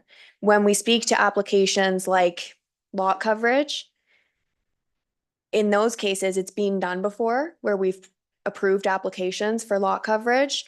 So it wouldn't necessarily be precedent setting. So I just wanted to make that distinguishing remark that in planning, a lot of the applications you see before us, we do talk about how this wouldn't necessarily set a precedence. This would be the first time that we would be doing this, and that would be precedent setting. Thank you. So one more question, if I could, and then I'll turn it back to committee. Mr. Sharp, before I ask the question. Thank you, Chair. I think the two options that Ms. Crowder laid out in front of you, you're poised to approve this, at least in terms of staff's perspective of A, an official plan amendment, or B, a condition of consent requiring that the road be upgraded. I think those are coming from staff with respect to what we see as good planning. But I just wanted to note for your consideration yet a third option that would involve neither of those. So it would involve no OPA and no upgrading of the road as a condition. And just so that is an option that is in front of committee as well. Which is essentially approving it as submitted. Approving it as submitted, and I think we would likely need some time to come up with a resolution to that effect so that we can massage the resolution as it's needed. So just so that it's clear for everybody going forward what their approval would mean. And one further clarification, that because would be in contrast to our official plan, the district could appeal it, could they? Yes. So two things. An OPA would need to be ultimately approved by the district after it's adopted by this council. So just a note to make with respect to the official plan amendment process, but also with respect to consent applications, the district would have the ability to appeal this council's decision. Or said another way, just to be very clear, if this committee and ultimately council approve the application as submitted, the district would have the right to appeal because it's against our official plan. Okay. The district is they're a public body for the Planning Act, and they've delegated consent granting authority to the township, but I believe they still have the ability to appeal council's decision if they don't agree with it for whatever reason. Thank you. I won't ask the question of you what you think would be their position on that. That would be unfair. The CAO. Thank you. So you okay? I think just to clarify, in my experience, I certainly can't speak for the district, but I think what you'll find is they typically would only exercise their appeal rights if your decision is not in conformity with the district official plan. They will not be as concerned, in my experience, with conformity of our official plan. They leave that to this table. But if they feel this is a conformity issue at the district level, different decision may be made. Mayor Kelly and then Councillor Nishikawa. Thank you. Sorry, Councillor Roberts, I don't know how long you've had your hand up. You can wait. All right, Mayor Kelly. Just by way of clarification, when we talk about the district appealing a decision, you mean taking us to the OLT? Is that what the avenue for appeal is? I can tell you that would be fun. We fund 38%. What's the number? 38, 40%? Anyhow, I just want to make sure that's what we're talking about. Yeah. Let's not that. But Ms. Crowder, is it fair to say that we would not be against the Muskoka official plan? We would only be against our own official plan. Through you, Chair Bosomworth, I'm actually just pulling it up right now. I'm looking at, I've got it written in here that they do have policy saying new lots shall generally front on year-round publicly maintained roads. But the one I'm looking at right now is in the waterfront area. So if you give me a second, I can take a look and see if it's. Councillor Nishikawa. Thank you. Sorry, I have actually a question, if I may, to Terry Ledger. Come up to the mic, please. I think I left this on, sorry. Thanks. So more of my concern is, what is the concern if we don't do an OP? But I'm more interested about the entrance off of 118, because I want to see another house on that other lot, sort of thing, right? And so I don't understand the decision that they had made. And so you still would like to have an entrance off of 118? So no, and actually the district doesn't want it there either. No, but which is what's so interesting, because yeah, no, I understand it's about safety, which is fine. And that's why we have the entrance on. But you know, so that's interesting, because in their official plan, if it's anything close to our official plan, it does say new lots have to have access from the publicly maintained road. And yet they're saying no, but except here, that we want you to remove this one, by the way. So, and not, anyway, yes, I know this is my issue. And then, but then it's very specific in our official plan. It says the new lot. And that's why I thought if the retained lot, there's an existing lot. It's not the new lot, it's a lot. So the retained portion remains that existing lot.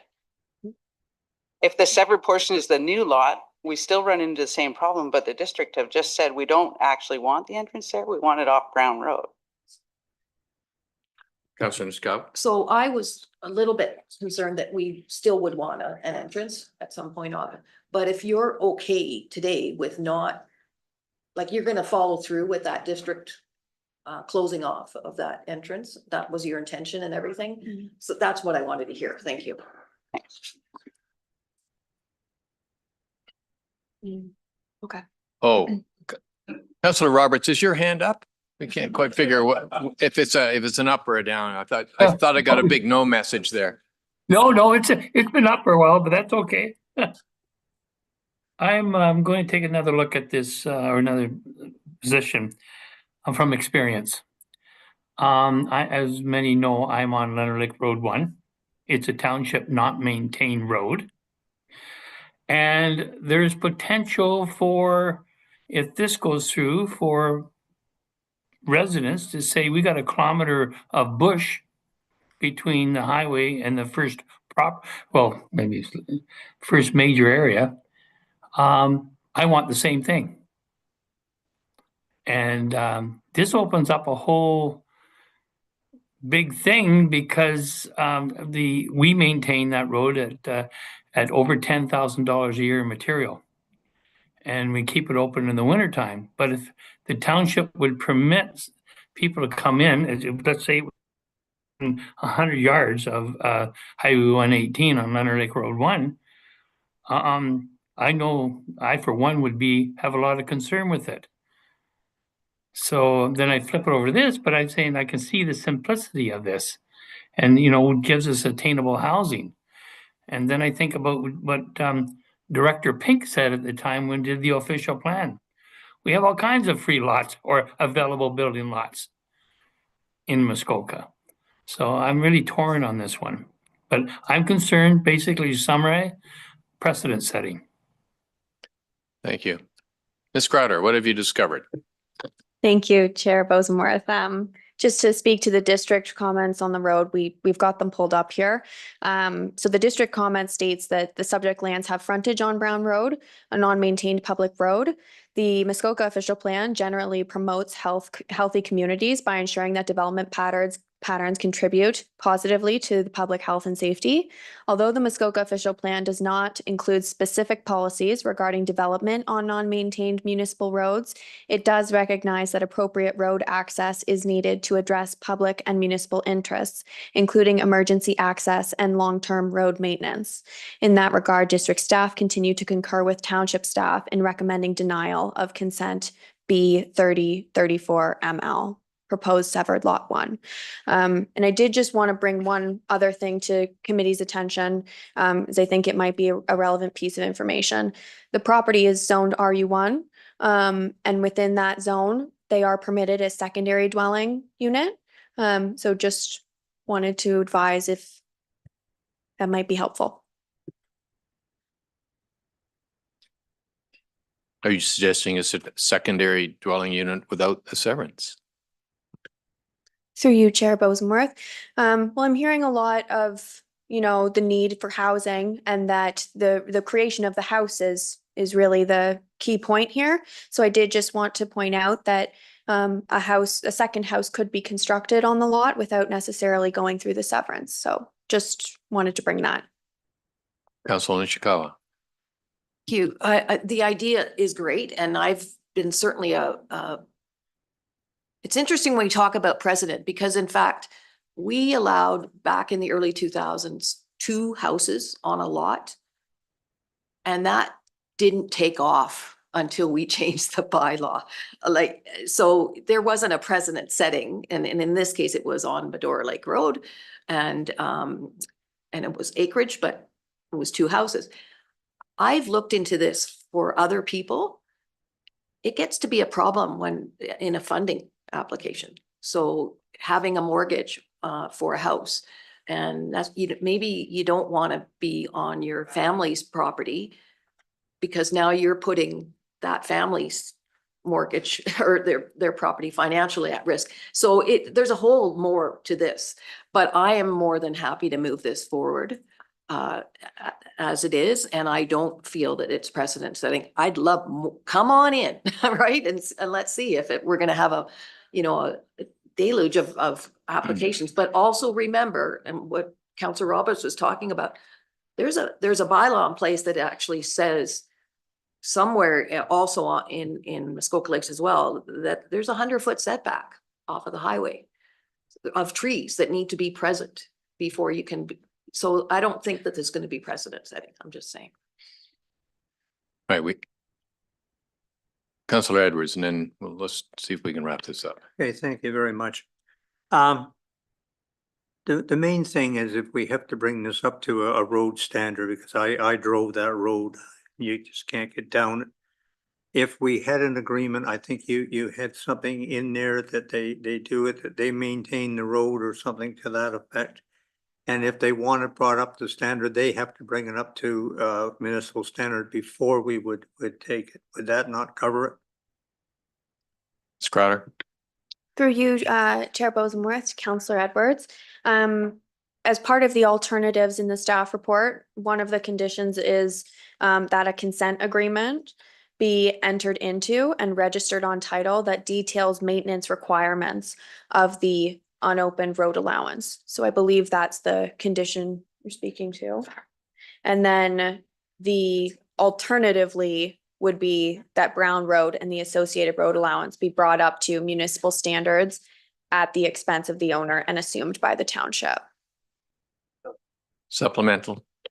I could ask the owner or the owner's agent if they would enter into an agreement rather than bringing the road up to the standard that you were looking at it. Would you be amenable to that? Right. Thank you. Mayor Kelly. Thank you. And through you, I was actually just going to go to Ms. Gammon and ask, have you ever driven on Browns Road before? Yeah. A few times. And you make it in and out every day, no problems? And you're maintaining the. You probably ding a few trees. Yeah, so so any notion that it's, you know, you can't get in and out of there and you can't get up and down the hill and all that, you can pretty much make it clear. Okay, you don't have to go that far, but okay, thank you.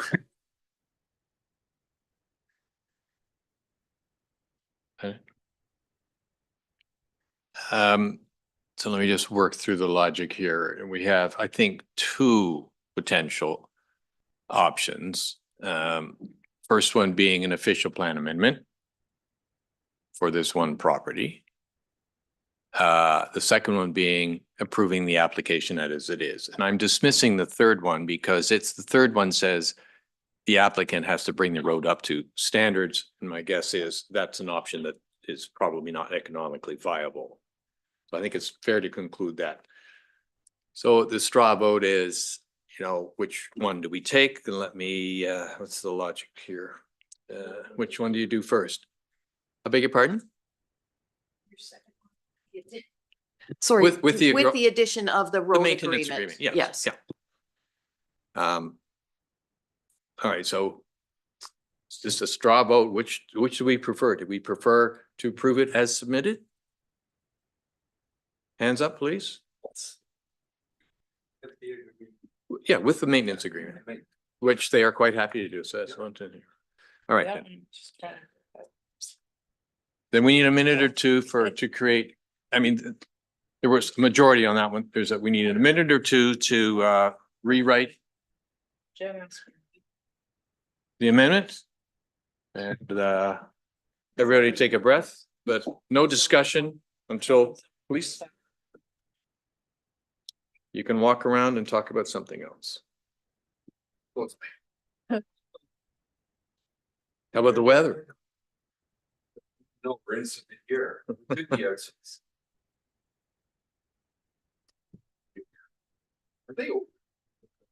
Who?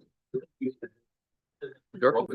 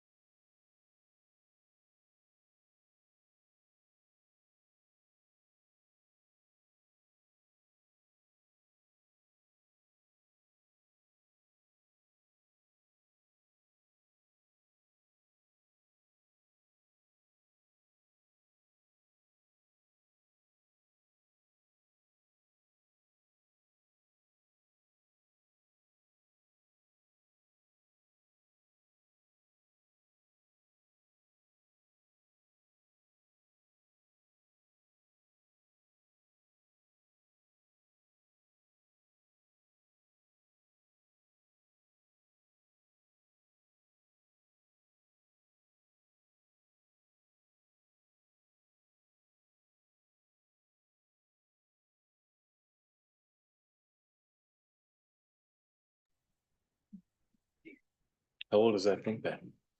I'm due for a new one, but probably not till the new year now, so. Due for 2 years, but.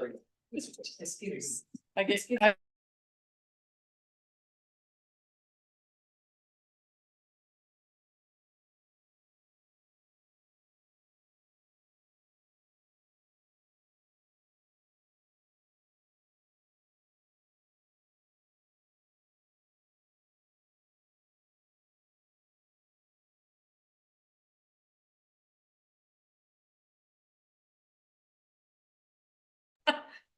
Sorry. So this is a Satisfactory. There And- limits. Sorry, it's ancient as And well, include like me and like this computer. Future assumption expectations. Sorry. Committee. Moved. So I'm gonna, this will be the revised resolution, right? Because I'd already read the other one. Yeah, this is the adjusted one. Moved by Councillor Burry, seconded by Councillor Nishikawa. Be resolved that the resolution be replaced with Planning Committee recommend to Township Council the consent application B 30/24 ML be approved subject to the following conditions. 1, that a satisfactory registrable deed, description bracket deed of the limited severed lot be submitted to the township along with a registered copy of the reference plan. The cash in lieu of parkland be dedicated to the township in the amount of 5% of the assessed value of the newly created vacant lot or the entire lands, whichever is less. The confirmation be received from the township that the retained and severed lots are satisfactory for on-site sewage disposal, and that any problems identified with an existing sewage system be corrected to the township's satisfaction. And that confirmation be received that an entrance permit is available for the retained and severed lots, that a satisfactory consent agreement be entered into and registered on the title that details maintenance requirements on the unopened road allowance and limits, road allowance limits municipal liability and includes language related to future assumption expectations. That a zoning bylaw amendment be approved that allows for construction on a lot that does not front on a road maintained year-round by a public authority or navigable waterway. Any discussion on that? All those in favor? Any opposed? All right, that carries. Where's my little words? Where's my words to go through the, where did the page go? The approval zoned as amended. All right. So I'm gonna, the main motion as amended, are all in favor of this main motion as amended? Any opposed? So that's approved. All right, we have one more item before we get to closing. Yes, we do.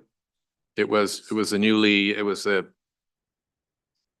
secondary agenda brought in. Pardon? Oh, sorry, we have the zoning resolution as well. Sorry, staff is getting me corrected here.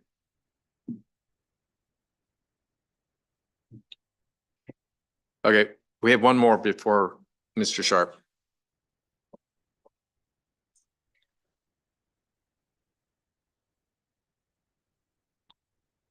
Yeah, there's two because it's the zoning and consent.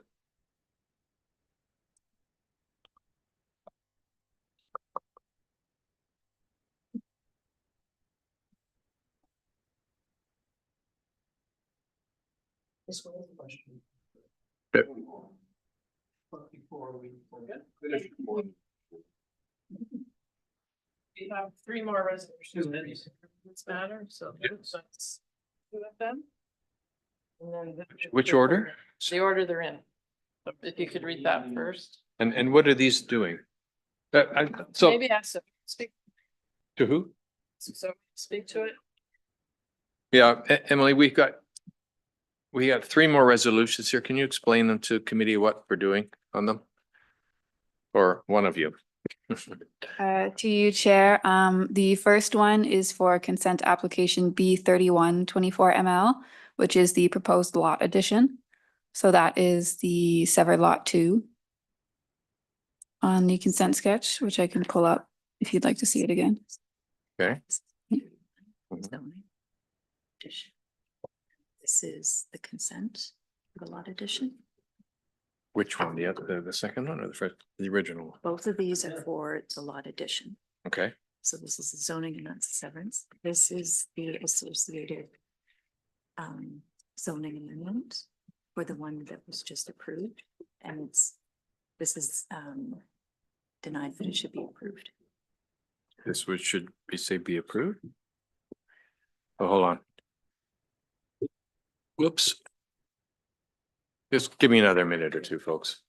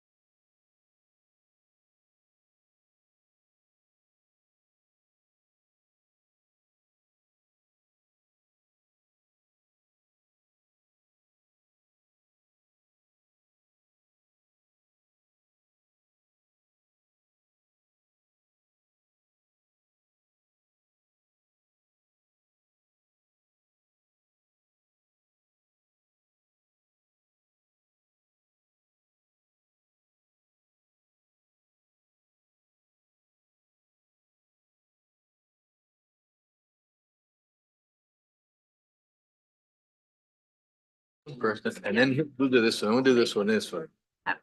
Yes, please do. Yeah, yeah, yeah. And then I'm happy to do all the reading, of course, but, all right, committee? Are we public? Oh, we've been live. Okay, we haven't come up. All right.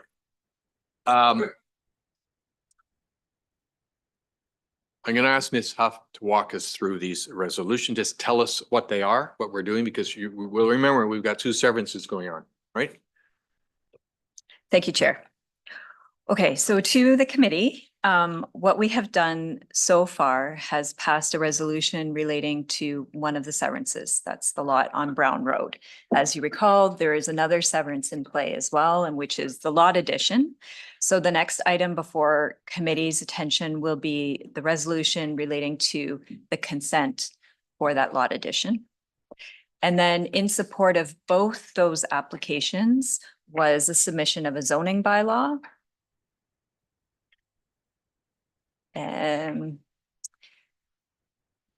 So what we have done is modified the resolution so that it is amended and covers off the requirements that would be necessary for both of those.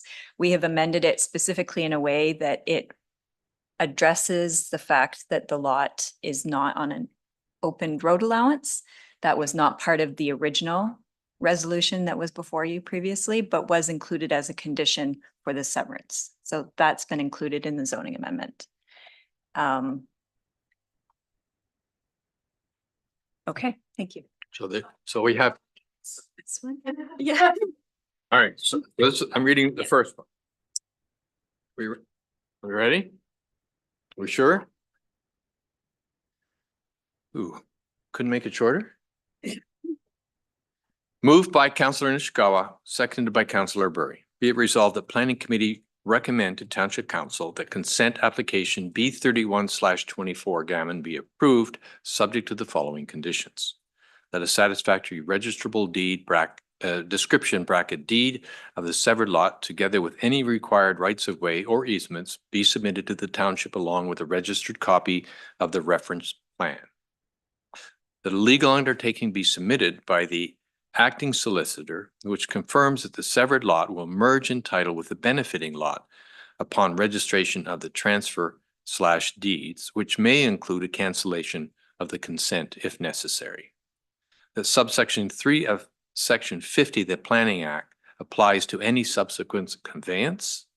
The confirmation received from the township that the retained and resultant lots are satisfactory for on-site sewage disposal, and that any problems identified with an existing sewage system be corrected to the township's satisfaction. That the application close and remove the existing entrance location on Muskoka Road 118 West, identified as 2,758 Muskoka Road 118 West, to the satisfaction of the district municipality of Muskoka. That an entrance permit for 1048 Brown Road be finalized to the satisfaction of the Township of Muskoka Lakes Operational Services Department. That the location of steel-framed tarp shelters not included on the submitted consent sketch be confirmed, and if necessary, they be brought into compliance with the applicable zoning requirements or alternatively removed, and that a zoning amendment be applied to address frontage requirements relating to the retained lot. All right. Any discussion on that? Miraculous.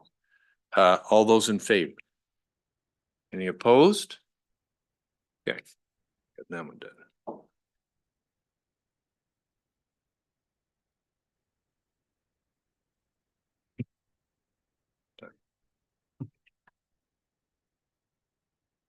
Moved by Councillor McIntyre, seconded by Councillor Edwards. Be it resolved that Planning Committee recommend to the Township Council that zoning bylaw amendment application ZBA 37/24 Gammon be approved, subject to the following revisions to the draft bylaw.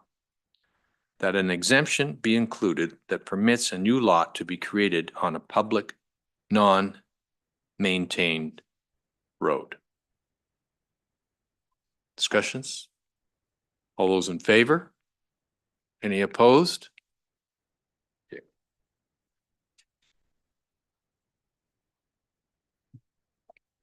Is there anything else we need to do on this? Not that I'm aware of. I have a post. All right, so that's done. We have one more item, and that is Mr. Sharp's going to tell us about the impact of the potential postal strike to our applications. Notifications on it regarding applications. Thank you, Chair Bosomworth. As you've likely read in the news, the Canadian Union of Postal Workers has issued a notice strike that may begin as early as tomorrow. A postal strike may implicate planning staff's ability to circulate public notice of planning applications by ordinary mail. As committee is aware, the Planning Act requires public notice of planning applications to be provided in advance of scheduled public meetings. And the township has accomplished this for decades by sending notice by ordinary mail to landowners in proximity to the subject properties, together with a visible notice sign being posted on the subject properties. Staff wish to gain committee's input on options should a postal strike affect staff's ability to circulate notices in the usual way. One option would be to post notices on the township's website, together with a visible notice sign posted on the subject properties. The Planning Act has recently been amended to allow this form of notice.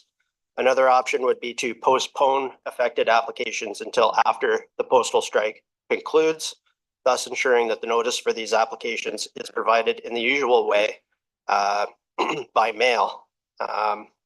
With this option, planning items that do not require a public notice component could still proceed to regularly scheduled meetings.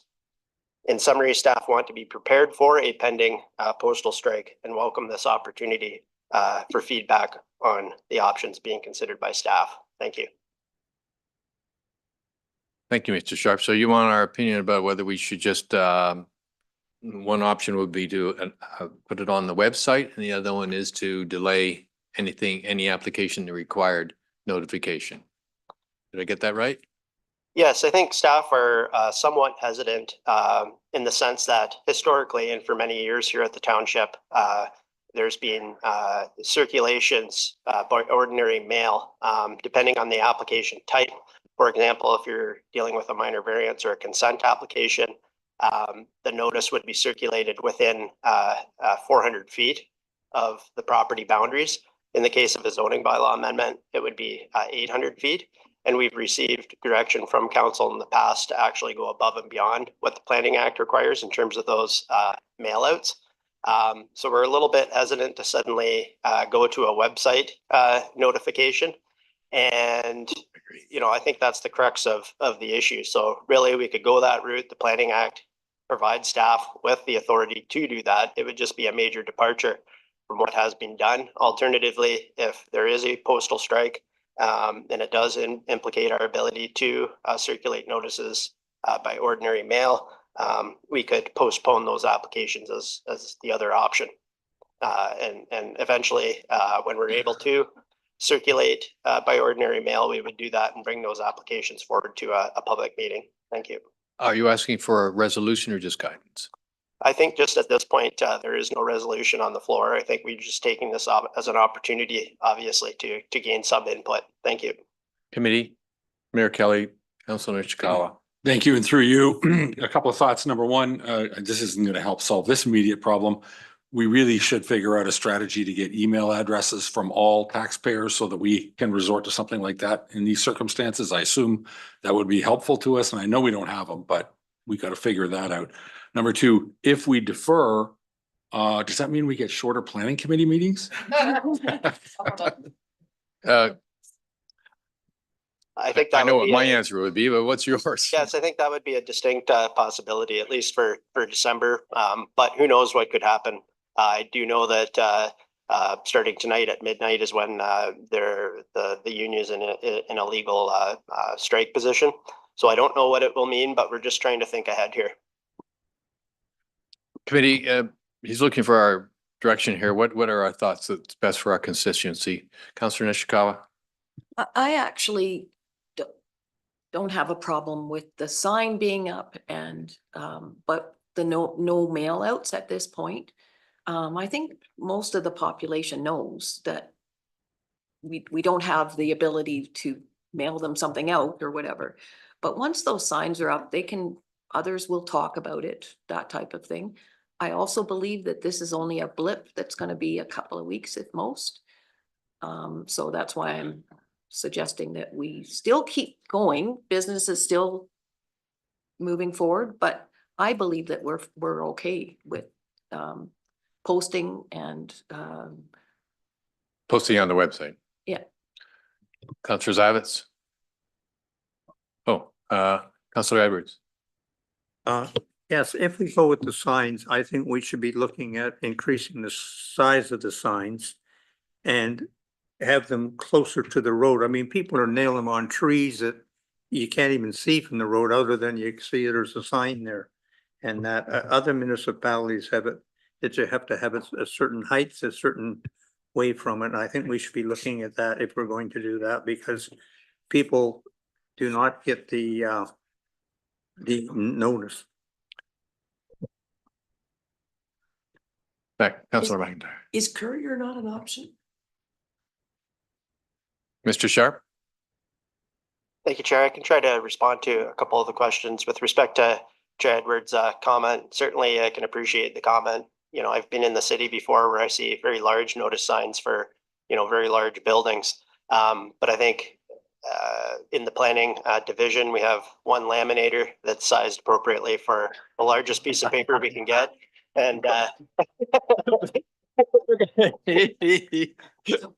don't think we've included money in the budget for a new laminator per se. But with respect to the other question about courier, there are situations where, you know, for example, with an 800-foot circulation distance, you know, if the subject property is in Bally, you could be dealing with, you know, I don't know, 70 properties or more. And we're literally printing and stuffing envelopes for 70 properties and then paying for those envelopes to be couriered to 70 properties. So it could get quite costly. Thank you.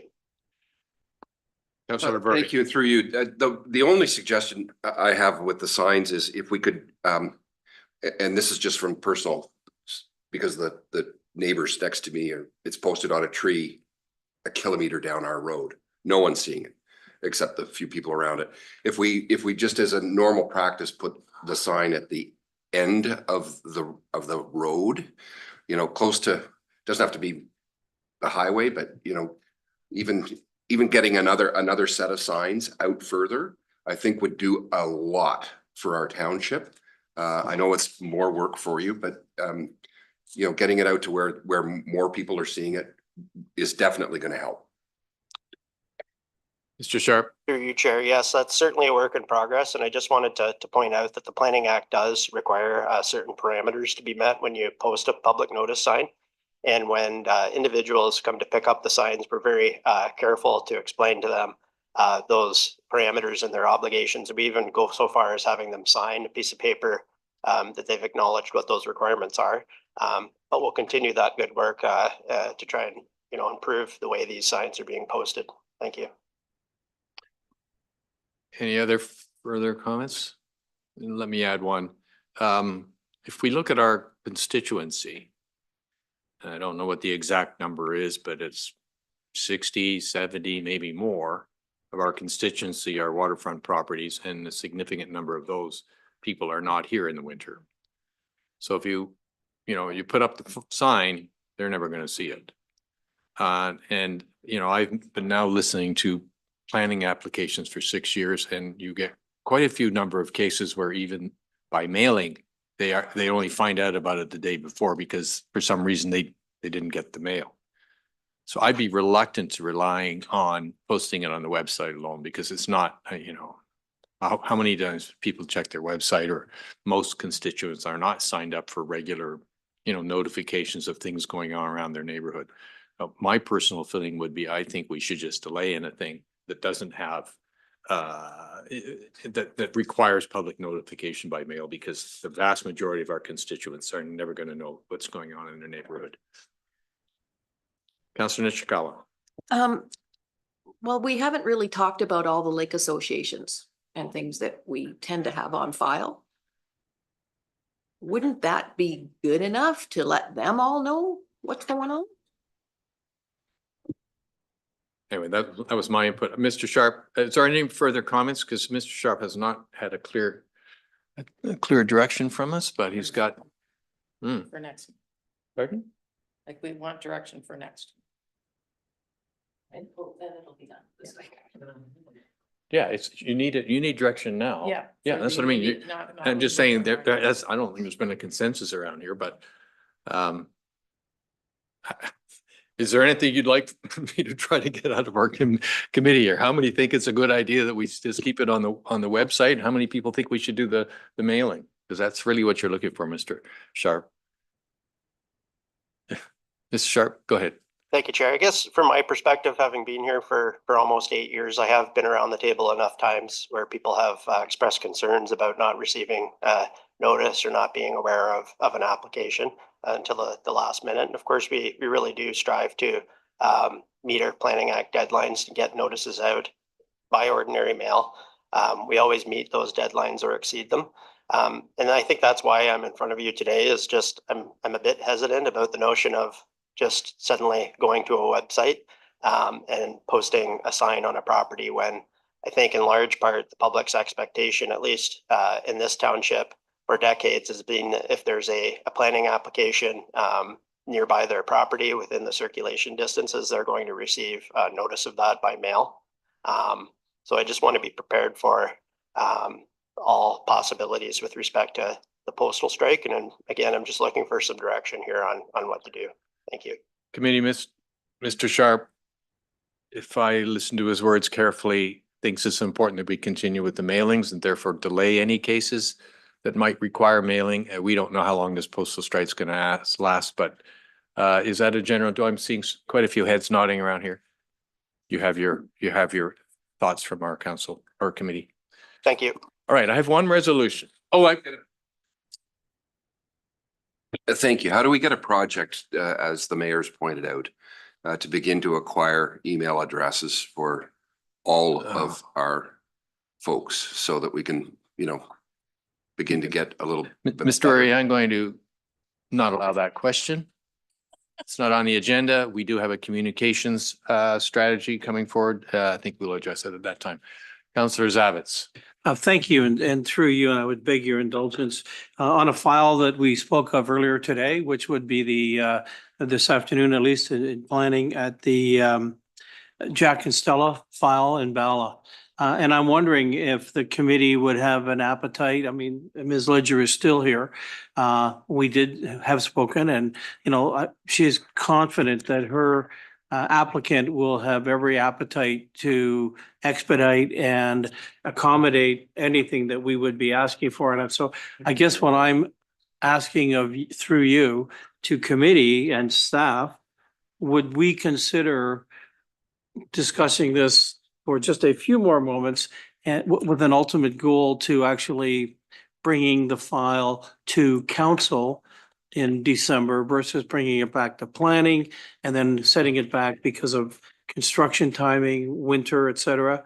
I'm wondering if this group would be amenable to just simply slotting it into the council meeting in December versus planning in December. Mayor That would Keller? be my ask. Just my quick comment, if that was the resolution, I'd gladly second it. So I have question to two staff. One being the clerk. Planning staff, is that something we can accommodate or are there some rules that we'd be breaking with respect to public notice or things like that? Is if I could just have your comments on that. Thank you, Chair. I'd have to refresh my memory on exactly what the deferral components were, but I'm a little hesitant to say that we could turn it around in a month. I think we'll try. But certainly it would be a committee's prerogative, I suppose, to direct us on what way you want to go here. If you want to move this along to council with the recognition that those details will be addressed in the interim. We could certainly do that. Although I think I've mentioned in the past that I think the direction has been that you know, the heavy lifting, so to speak, would be done at this committee. And staff would return with a report to this committee, and then a recommendation would be made to council. Thank you. And Deputy Clerk, from a procedural point of view? Thank you, and through you, Chair Bosomworth. There's several things to consider with this. The denial will come through the consent agenda at the next council meeting. So there are a couple of ramifications to that. One, if it's approved in the consent agenda, we are unable to open the matter for 3 months. That's part of our procedure bylaw. When council makes a decision, we are unable to open something for 3 months. The alternative is that one councillor may request that the matter be pulled from the consent agenda. Council can then consider several options. They can delay consideration for as long as they want to. They can discuss it further. Staff could provide a report if you so instruct, if they're in a position to do that, but it could all be handled at the council level through the consent agenda. So there are several things on the table. I would just want you to think carefully about ratifying the denial if you have other ideas, that's all. No. I thought it was, that's how I read it. Oh, it was deferred. Oh, I'm sorry, I've got the denial for me, I apologize. So, all right, sorry, I'm confused. It was deferred.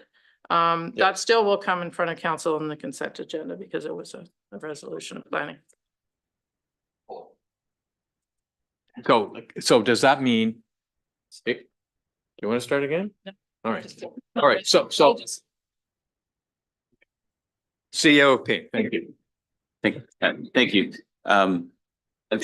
There's no statutory requirements. Again, typically if a decision was made today, a final decision will be made next month regardless. I think certainly if that's the prerogative of committee to direct staff to bring the report directly to council as opposed to planning committee, that's, I think, your prerogative. We can aim to do that. That shouldn't be a problem. Save for, as Mr. Sharp pointed out, just our staff's capability to provide responses to all that in time, but I assume we will do our best. But again, if that is the direction of committee, I think we can bring a report. And again, I think it would be placed on the consent agenda or prior to, so that the report would be discussed before the action item is considered. All right. I have the answer. We just tell them. So do I see a lot of nodding heads on that around the corner, around the table? Okay. You have your direction on that. We don't require anything else. All right. Okay. I suggest we take a 15-minute break before no. Moved by Councillor McIntyre, seconded by Mayor Kelly. Be resolved that the planning committee meeting be adjourned at 1:31 p.m. And the next regular planning committee meeting will be held on Thursday, December the 12th, 2024 at 9 a.m. via an electronically and in-person hybrid format from the council chambers in beautiful downtown Port Carling, Ontario. All those in favor? Any opposed? Thank you very much. Oh, yeah.